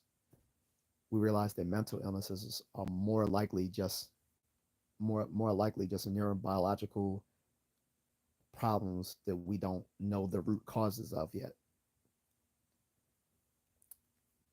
But again, like I said, most people, you know, with at least probably like a high school level of education, but no more, probably most people are dualists until they're taught further stuff about this sort of stuff. But most people would think the brain is one, the mind is one thing, the body is another. Especially if you include the fact that a lot of people are religious. So for religious reasons, people will also probably think dualism is true, because they would think that the mental and spiritual are something separate than the physical. So that's another reason why people will be dualists as well, is because for religious reasons they might think that the mental is an aspect of the spiritual. Sorry, my connection just reconnected, guys. So that's, and like I said, even Descartes himself, who proposed a type of substance dualism, which we now call Cartesian dualism, he himself proposed that God was of a separate substance as well. So, like I said, for a lot of religious reasons, people are dualists as well. Physicalism, because to be sure, um, to embrace physicalism would be a defeater to certain religious convictions, to say that everything that exists is just physical. So then you get into like, then you start getting into religious debates with people, why of why they will reject physicalism, because they believe that, the spirit and the spirit world and God and all these sort of things are not physical. And you don't necessarily have to be atheist to be a physicalist, but most, but a lot of atheists are also physicalists, and a lot of physicalists are atheists, but they're not the same. Um, but a lot of atheists are also physicalists and naturalists. Naturalism is more of an epistemic thesis, which says that um, every basically anything anything that we know of should be explainable in some sort of natural or mechanical terms. Okay, so that's naturalism. I'm definitely a naturalist, as is most scientific um, minded people. So that's, like I said. So that's another reason why people might reject physicalism, is on religious grounds, and that's fine. Like if you take it on faith that there are different that the um, spiritual or religious phenomena is of a different substance than the physical world. If you take that on faith, I can't really argue against that because you're taking it on faith. When taking it on faith means taking it on faith uh, d- definitionally means um, believing without justification. So agnostic, it depends. Like I said, you don't necessarily have to be atheist or agnostic to be a physicalist. I'm just saying that a lot of them are, because, like I said, a lot of religious people will reject the physicalist worldview, which is everything is made of matter and energy. So the classical physicalism definition, or the materialism definition, was that everything was matter in motion. Now, obviously, that's not true. Everything is matter in motion, but that was the classical definition of physicalism, was that everything is just matter in motion. But yeah, so like I said, the very first philosopher was a monist. He rejected. I don't know if Thales was a non-religious person, because not too much is known of the man, being that he was born around 646 BCE, um, which is like about 24. What that's about um, what 2,400 years ago now. So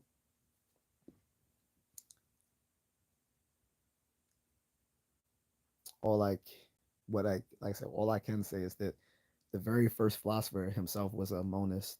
He believed that everything was comprised of one substance. He just believed that one substance was water, and that was his first philosophical principle, that all things are comprised of water, which means everything, is made up by. So all the different things we see is by the different degrees of moisture. Heat gives like moisture gives rise to heat, and yada yada yada. So and like I said, there's other different monist views besides physicalism, but they have less. I think they are less credible in the advent of contemporary science. Like I said, the other is idealism. The the view of idealism is that everything is one substance, which are ideas and concepts, uh, the mental. Um, and there was a strong period in in Western philosophy where idealism was very popular. There was the German idealism. Then in the British world, there was a lot of idealism going on there. And it wasn't until it wasn't until like around the turn of the 20th century with analytic philosophy that we broke out of that sort of uh, phase of idealism. Then there's another one called neutral monism, which believes that everything is of one substance, but doesn't define what that one substance is. I think that's sort of a, I think that's sort of a, that seems a bit like you're trying to play it safe. Like, yeah, like, okay, yeah, everything is of one substance, but what that one substance ultimately is, we don't know. I think that's trying to play it too safe. Like, stand on your square.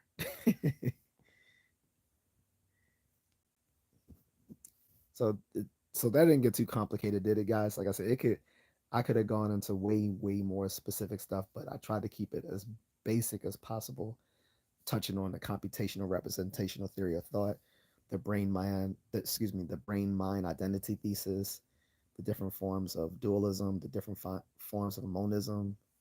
I didn't get too into I didn't get too much into the different forms of physicalism, other than to say that I was speaking mostly from a point of a brain mind type token identity thesis. Okay. Um, and it can get way more specific than that. I just don't want to do all that. I took it all the way back to ancient Greek philosophy, to the very first philosopher, Thales of Miletus, and then talked later about Plato, how he was I guess, sort of a dualist, or maybe trialist, um, seeing that there was the physical world, which was just a crude representation of the ideal world of forms, that all that the real like the real stuff is all in this highly idolized world of just pure concepts, the Platonic ideals, which is a complicated idea, but I specified that pretty much none of the Socratic philosophers were physicalists, or even monists.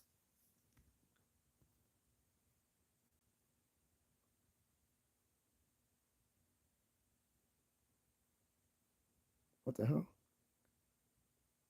Mm.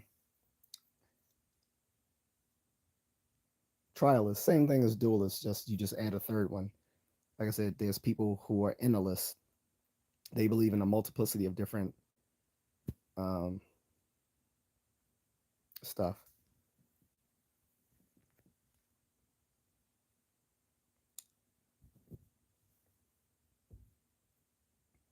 That's probably that same guy. I think that's their troll that came back.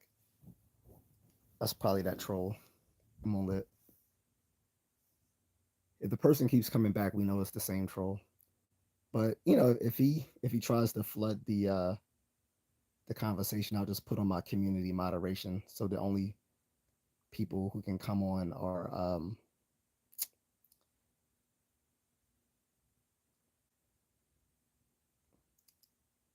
see, I can put it on the only subscribers can comment.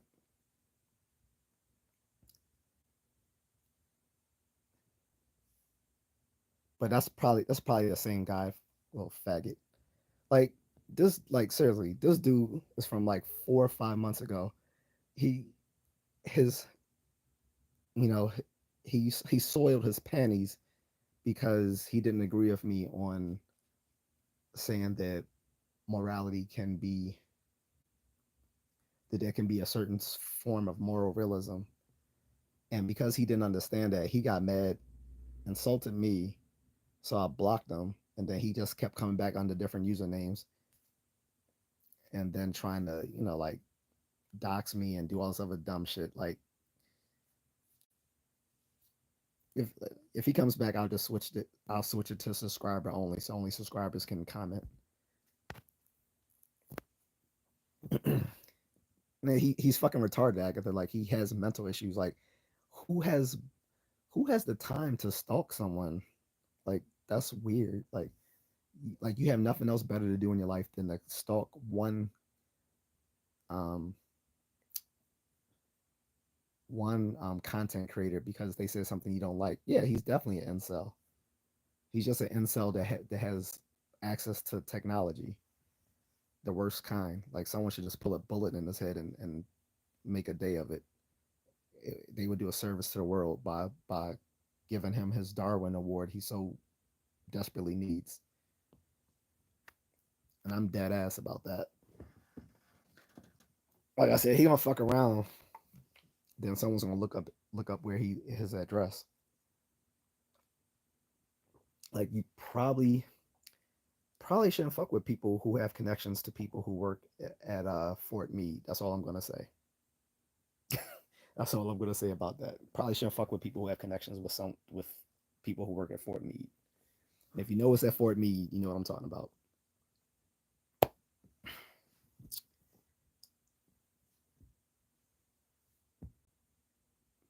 But yeah,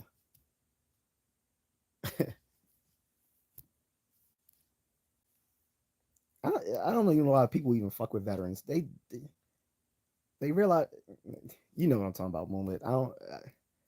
People people shouldn't fuck with veterans. That's all I say. You know what I mean.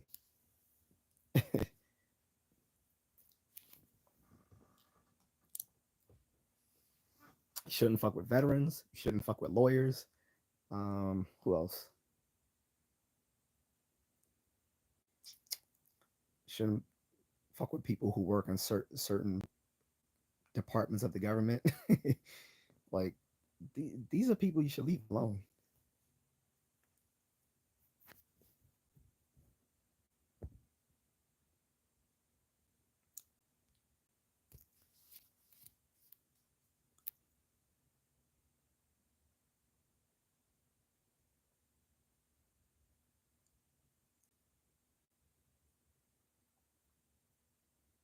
Can anyone see the?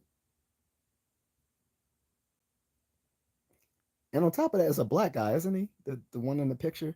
I'm pretty sure this is a black dude. Like you're working to get another brother canceled or something because he hurt your feelings. Agnes says, I know what you mean. My grandfather's a veteran. Yeah. They don't yeah they don't realize the sort of connections that many veterans have with different people and things. So aside from the fact that we're trained killers, I mean that should be the most obvious reason not to fuck with us. But aside from that fact, is that we have connections.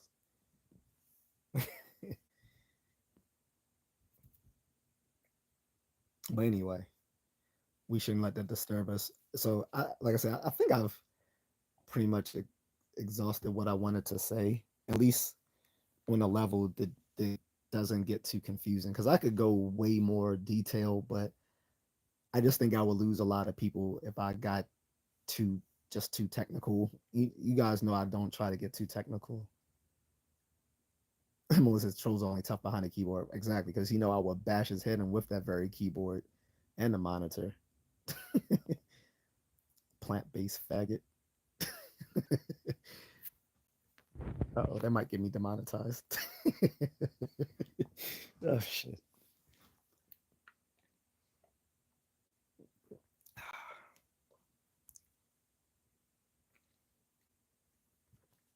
But yeah, I said unless you guys got some other questions about what I asked, so I can go on into more detail. But other than that, I didn't want to get too specific with the different types of identity theses and the different variants of physicalism. Like I did spell out the difference between epistemic physicalism and ontological physicalism. Ontological physicalism obviously is the metaphysical view that everything that exists is in some sense um, matter and energy, whereas the epistemic physicalism is a stronger thesis that says that everything can be ultimately explained in the terms of physics, And I don't necessarily think that's true. And I'm not sure how you can just, I'm not sure if that can be defended. Like maybe theoretically, but practically, I'm not sure.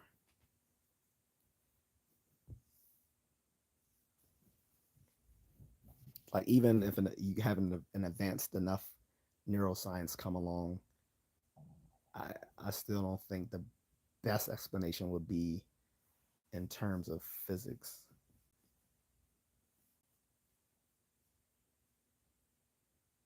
One says, okay, my Wi-Fi cut out when you talked about one philosopher and you said he was hard-headed.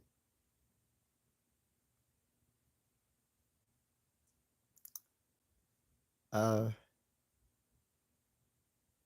I don't know if I was talking about a philosopher or talking about myself and others. Because like at one point because at one point I was saying that when I first learned about Descartes and his view that there was three substances of the world: the mind, the body, and God. I thought, well, he was just saying that to avoid religious scrutiny from the church at the time after how they excommunicated Galileo. But then, later on, after talking about it more with other professors and stuff, I thought that he might genuinely have believed that God was of a third substance because there were many other clever philosophers at the time who said really stupid stuff when it came to religion. Like they would be really clever, but when it came to religion, they became dumb because they had bar of a lower bar of acceptance when it came to stuff that were matters of faith. It started with a G. Like the only person with a G I said was Galileo that I can remember.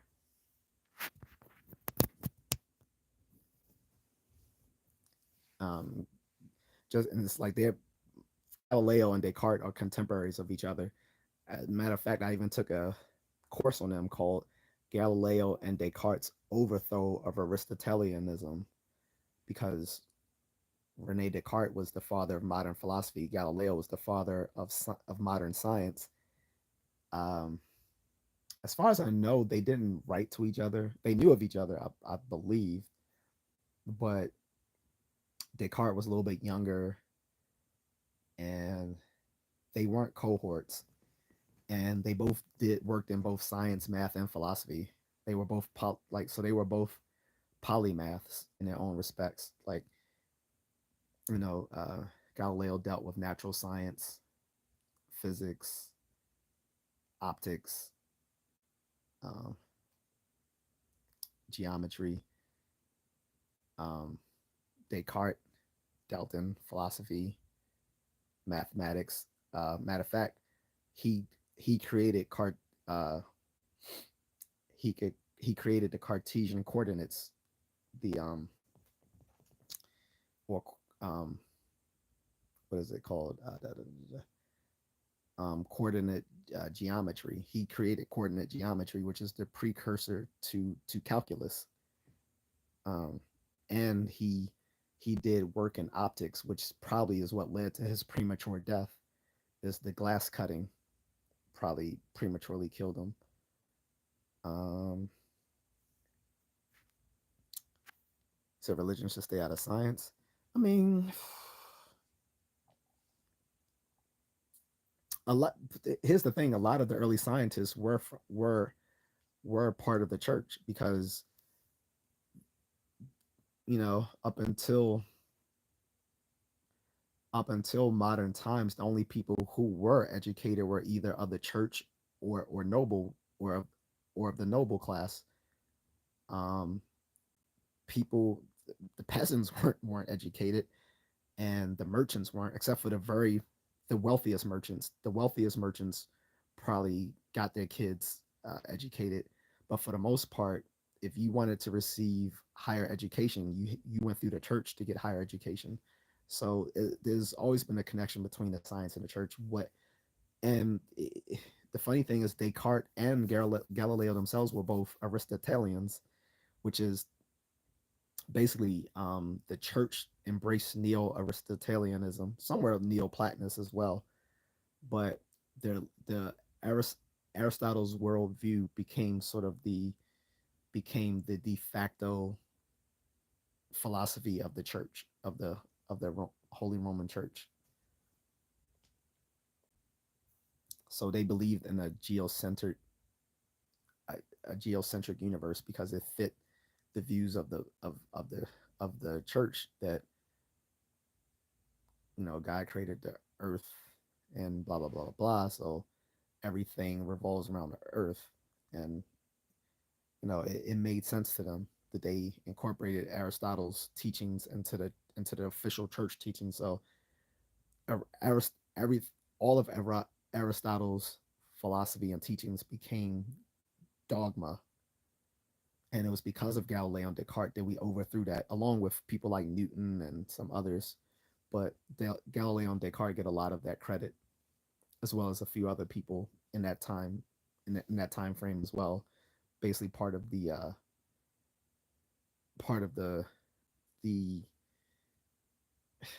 I guess the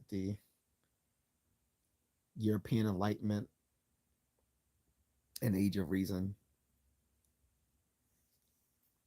Like the guy who worked on the human heart, I forgot his name, starts with an H, Harvey or something. Martin Vincent's yes, science, the study of God's creation. I mean, that's what you want to believe, but yeah, I mean, that's a matter of, I mean, that's if if that's something you take on faith, that's fine. Um, I don't, which kind of gets back to my point where I was saying that a lot of people aren't physicalists for the very reason that it kind of defeats a lot of religious views if you say that is a everything is composed of matter and energy.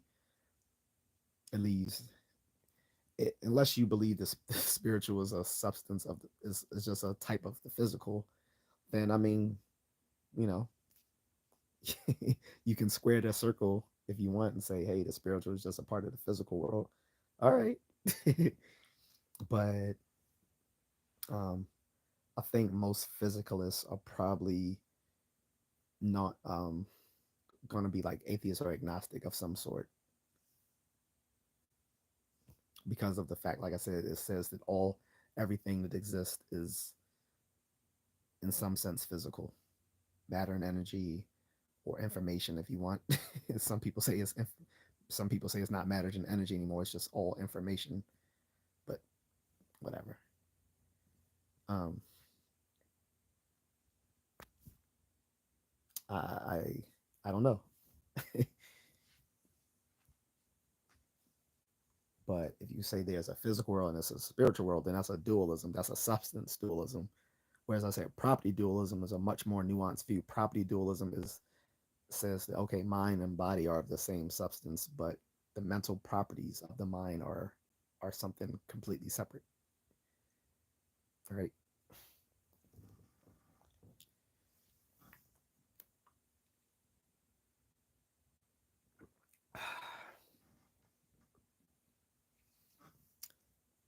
But like I said, I'm not going to mock anyone for taking it on religious faith that if they believe they are separate substances that make up the physical world and spiritual world, because you're taking it on faith. So I won't mock that. I can respect others religious beliefs as long as they aren't harmful.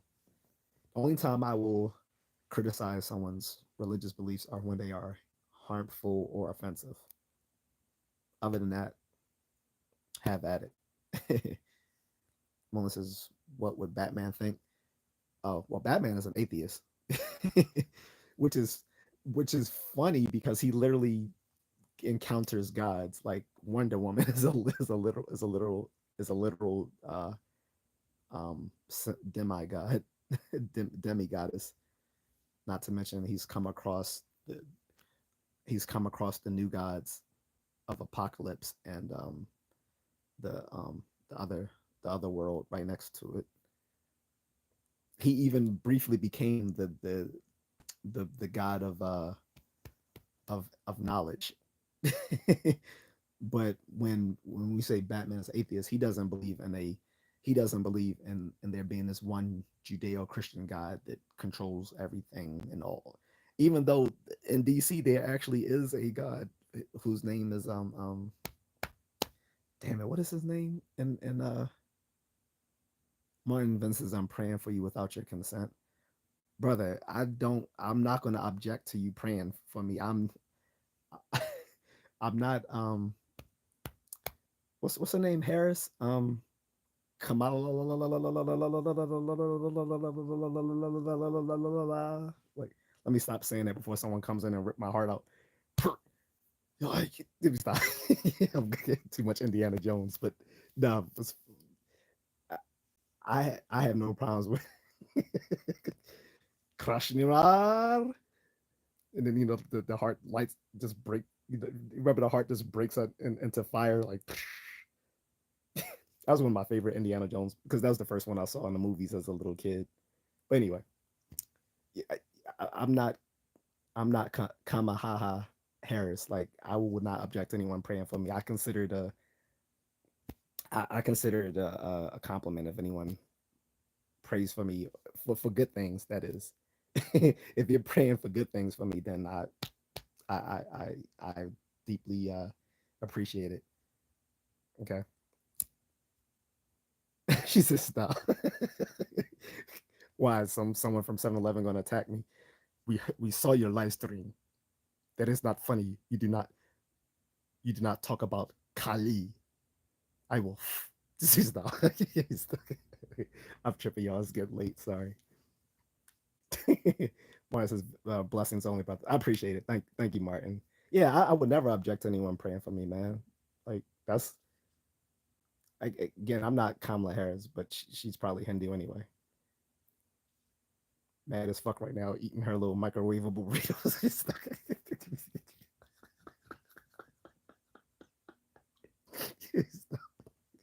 Oh shit. Maybe she can go dance it out with her AKAs. But anyway, yeah, I would never object to anyone praying for me. I appreciate it. I'm what I was my only point I was making is that I think many religious people would reject physicalism because it it it might not congeal with their um with their religious views. But it depends on what religion, because you could probably be a Buddhist and physicalist. I'm not sure. I'm not sure how that works. Depending on what type of Buddhism, you have two main forms of it. Um, small boat. I don't remember the exact names. Theravada or whatever. Small boat Buddhism and big boat Buddhism.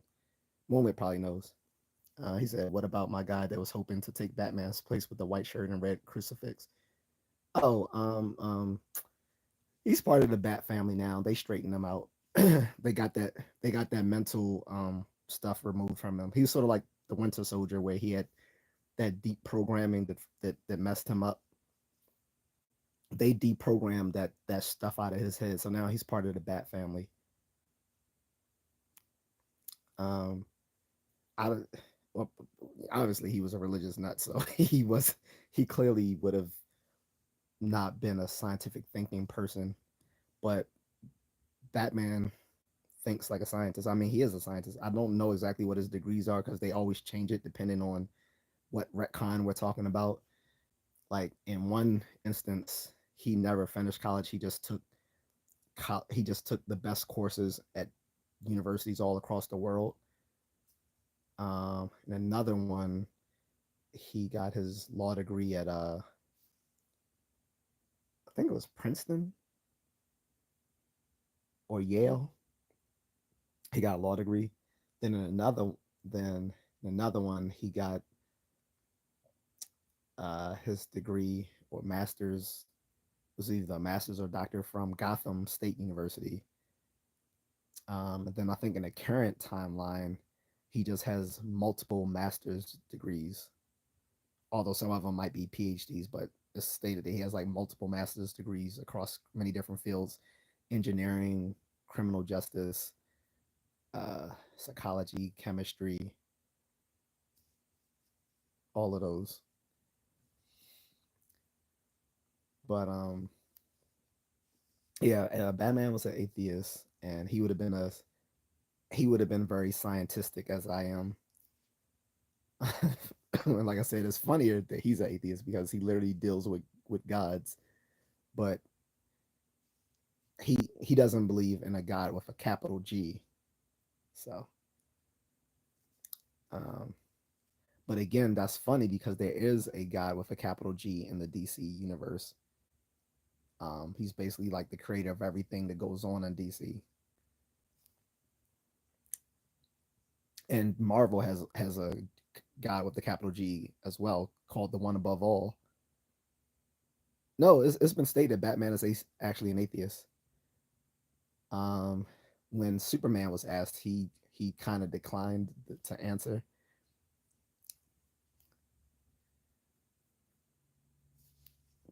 Like a lot of superheroes, give their religious beliefs. Like we all know Daredevil is a diehard Catholic. By the way, so is the Punisher, which is kind of funny, but it kind of makes sense when you think about it. Why he's a Catholic. Well, Frank Castle isn't his real name. His real name is like Francis Castellano. He's actually you know an Italian from New York who is a Catholic. That's why there's this certain connection between him and Matt Murdock. Matt Murdock is an Irish Catholic, whereas Frank Castle is like an Italian Catholic. Um, Captain America. I, we're talking about the real one here, Steve Rogers, not Captain African America. Captain America, Steve Rogers, I believe is Catholic. Um, it depends. I think some versions of him he's Catholic. Some versions of him he's um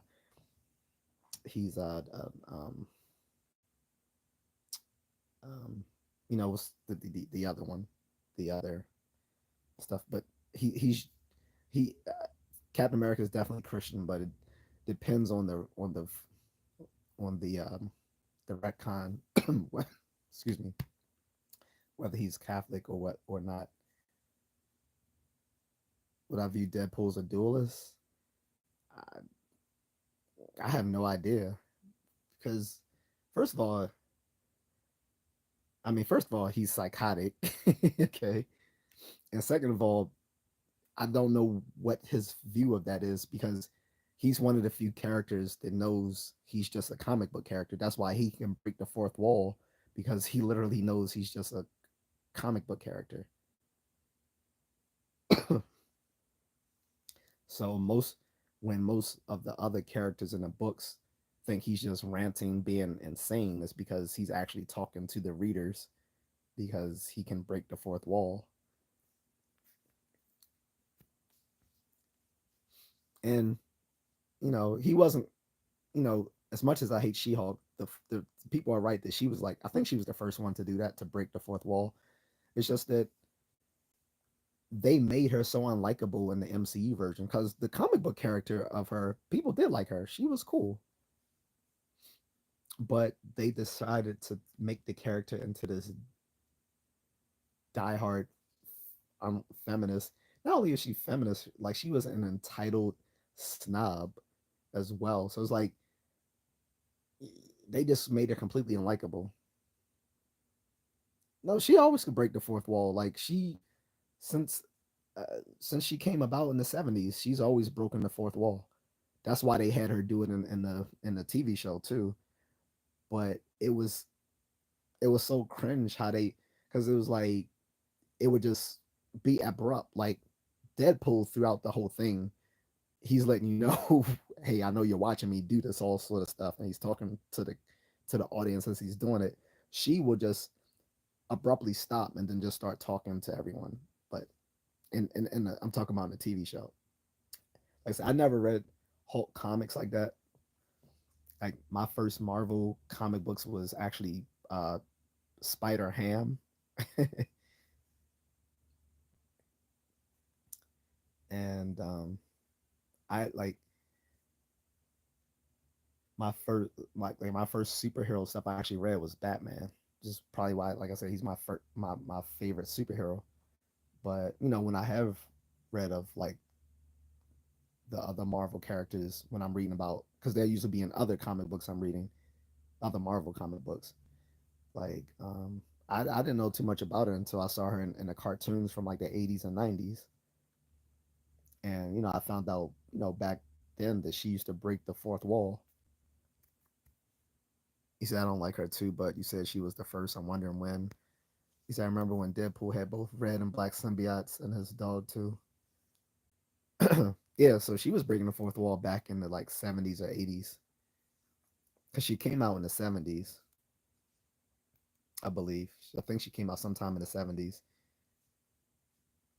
And I showed you my Incredible Hulk toy from 1978 or 77. It first came out. Um, I'll show that right here. You guys seen this before, but in case you haven't, so yeah, he's carrying Raphael on his bicep. All my little 1991 Toy Biz characters. Well, the first it was the Marvel ones, and then the X-Men came out right after. This is after Toy Biz lost the license to Batman, because they originally had the license to him for the Batman movie. Yeah, that's the DC superheroes. Some of my DVDs here: Gumby, Rick Grimes, the Joker Mobile, Batmobile, my boy Egon in the background, the Nickelodeon version of Leonardo I like. And that's a tribble. If you know Star Trek, you know what a tribble is. So anyway, so I'm gonna end this since we're not talking philosophy anymore.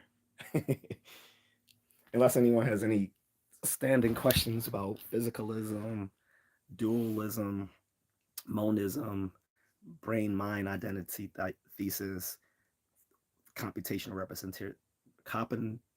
representational theory of thought, uh, the language of thought hypothesis, um, the human AI problem, Alan Turing, um,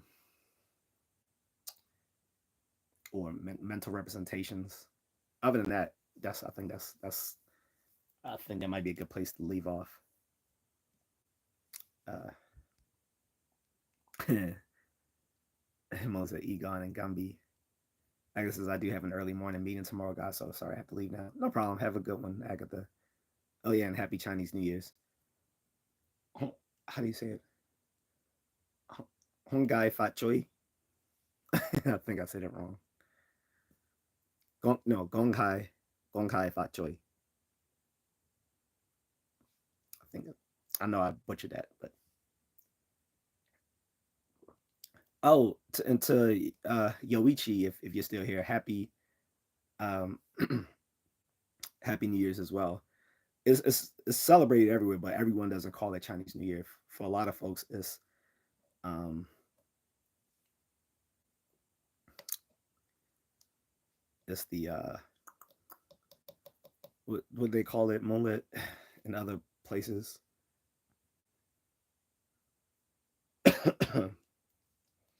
Instead of, they don't just in other places this that outside of the sinosphere, they don't call it Chinese New Year. They call it um, fall, no, fall festival. Damn it, I'll look it up because a lot of people obviously who have political differences with the honeypot may not agree with it. And this, I think, today is the year of the snake. Well, tomorrow will be the year of the snake here. It's not 12 o'clock yet.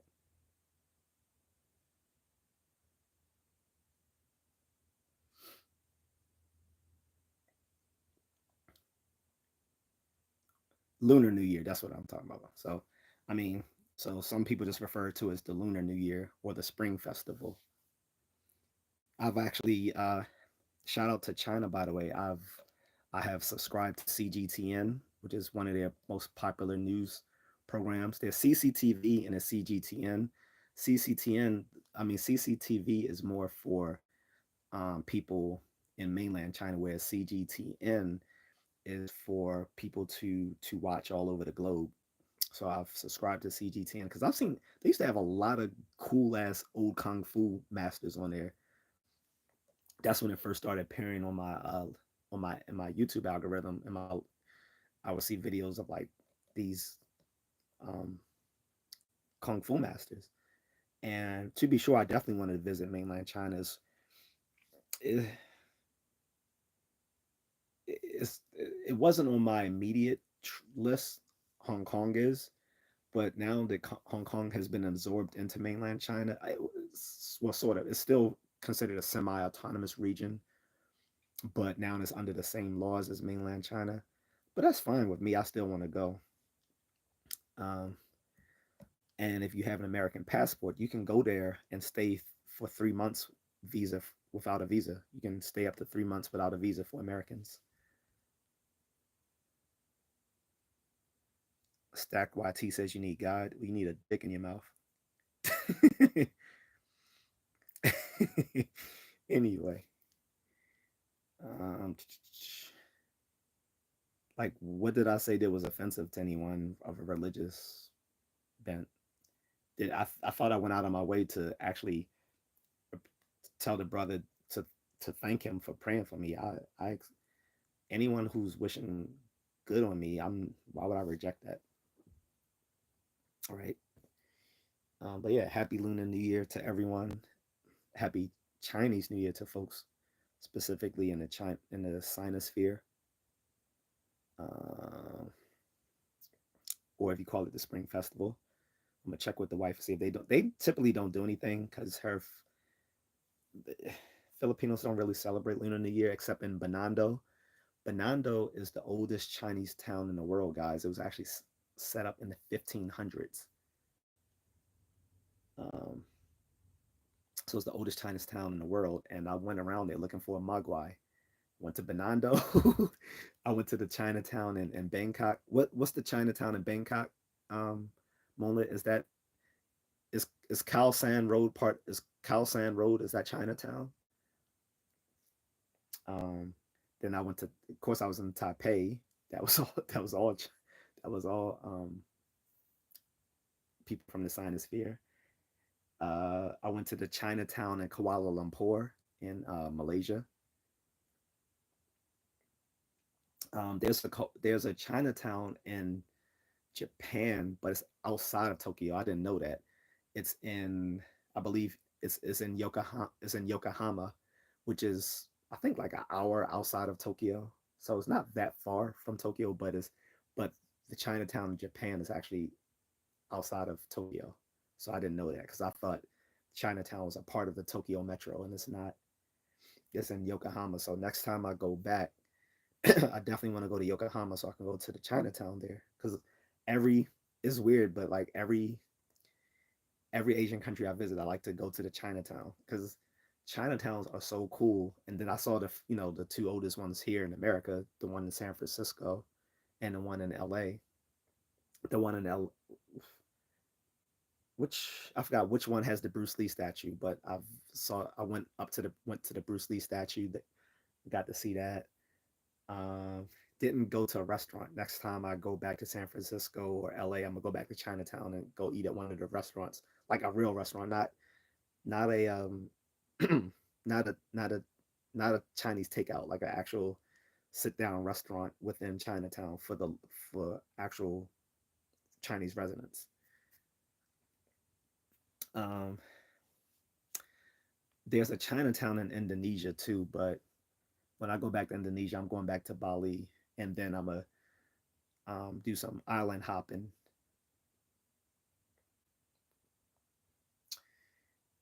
But um, and so my wife is headed somewhere next week. She's really excited. I'm going to tell you guys after she go because since I got so many trolls and stalkers, I would not, risk her safety by telling people where it's at or where she's going until after she's come back. So after she's come back, I'm gonna tell you guys where she went.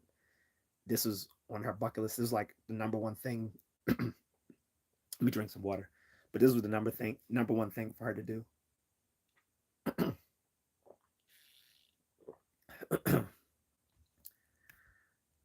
And for people that don't understand, we give the younger family money in a red envelope, and they can't open it until we leave. I think that's a Thai tradition because the Chinese, I don't think they do it. They just exchange those with each other. There were some people I befriended here, well, not here, but in Baltimore, um, in downtown Baltimore where I used to work. I befriended these people who owned a takeout, and I came there on on Chinese New Year. I was like, "Hey, happy Chinese New Year!" And the lady actually handed me an envelope with money. I was surprised she actually gave me money, but it's a tradition. And I was like, "That's so cool, thank you." And I kept the envelope, guys.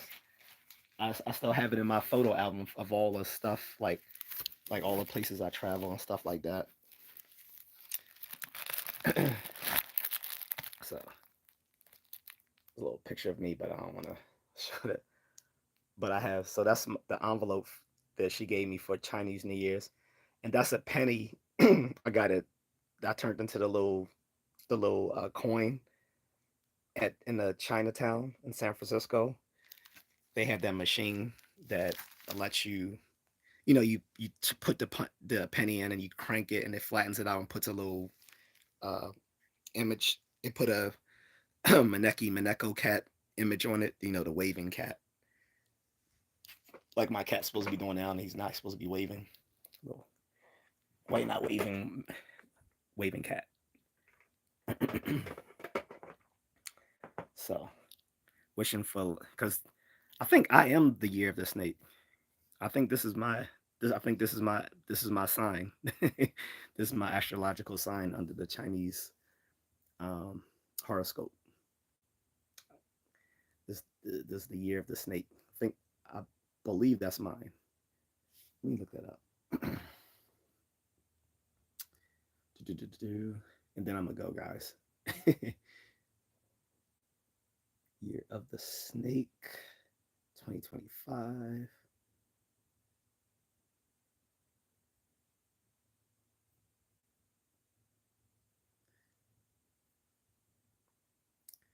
Yeah, it said 19. So my year I was born was the year of the fire snake in the Chinese zodiac.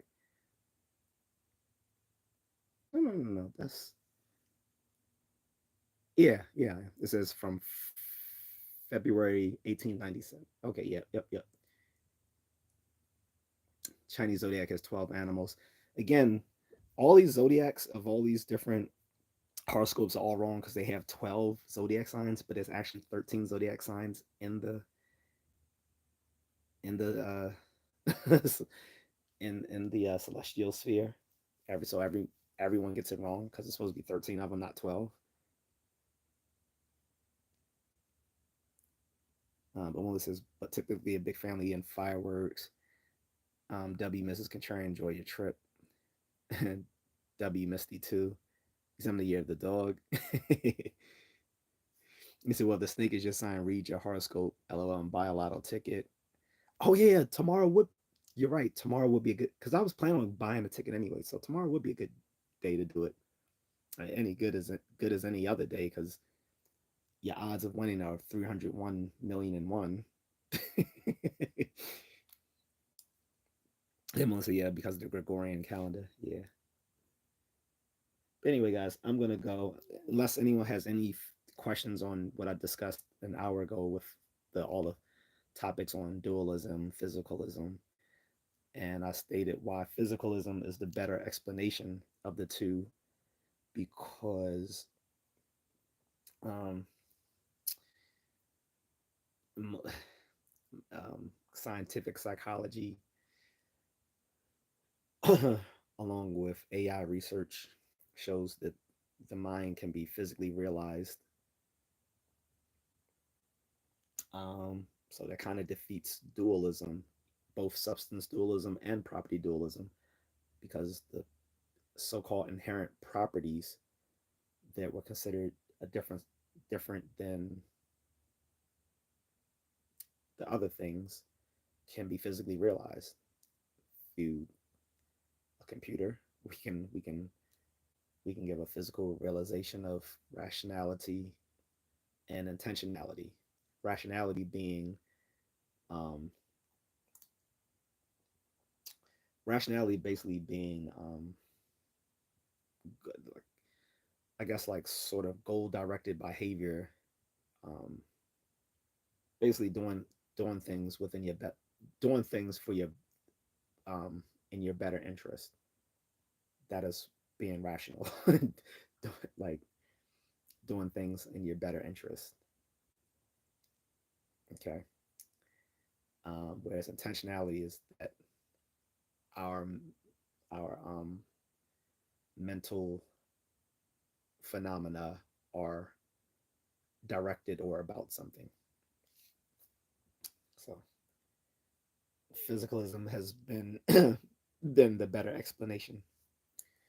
There's still some things for physicalism to explain, but again, I didn't want to go too in depth since I know I'm dealing with people who never heard of this stuff before. But in any case, guys, I'm out. Fuck this shit, I'm out. I'm playing, but did anyone have any questions? If not, Gongai Fat Choi, Happy Lunar New Year, Happy Chinese New Year, Happy Spring Festival. I'm gonna go watch some stuff on CGTN. Shout out to China. Hopefully, I will be there soon. I'm not gonna say when, and I'm not gonna say which part, because again, don't want to, for operational security reasons, I want to put too much out here, especially when I have stalkers. So, but not stalkers, just a very annoying troll who probably needs some pussy. But anyway, guys, I'm out. Have a good one.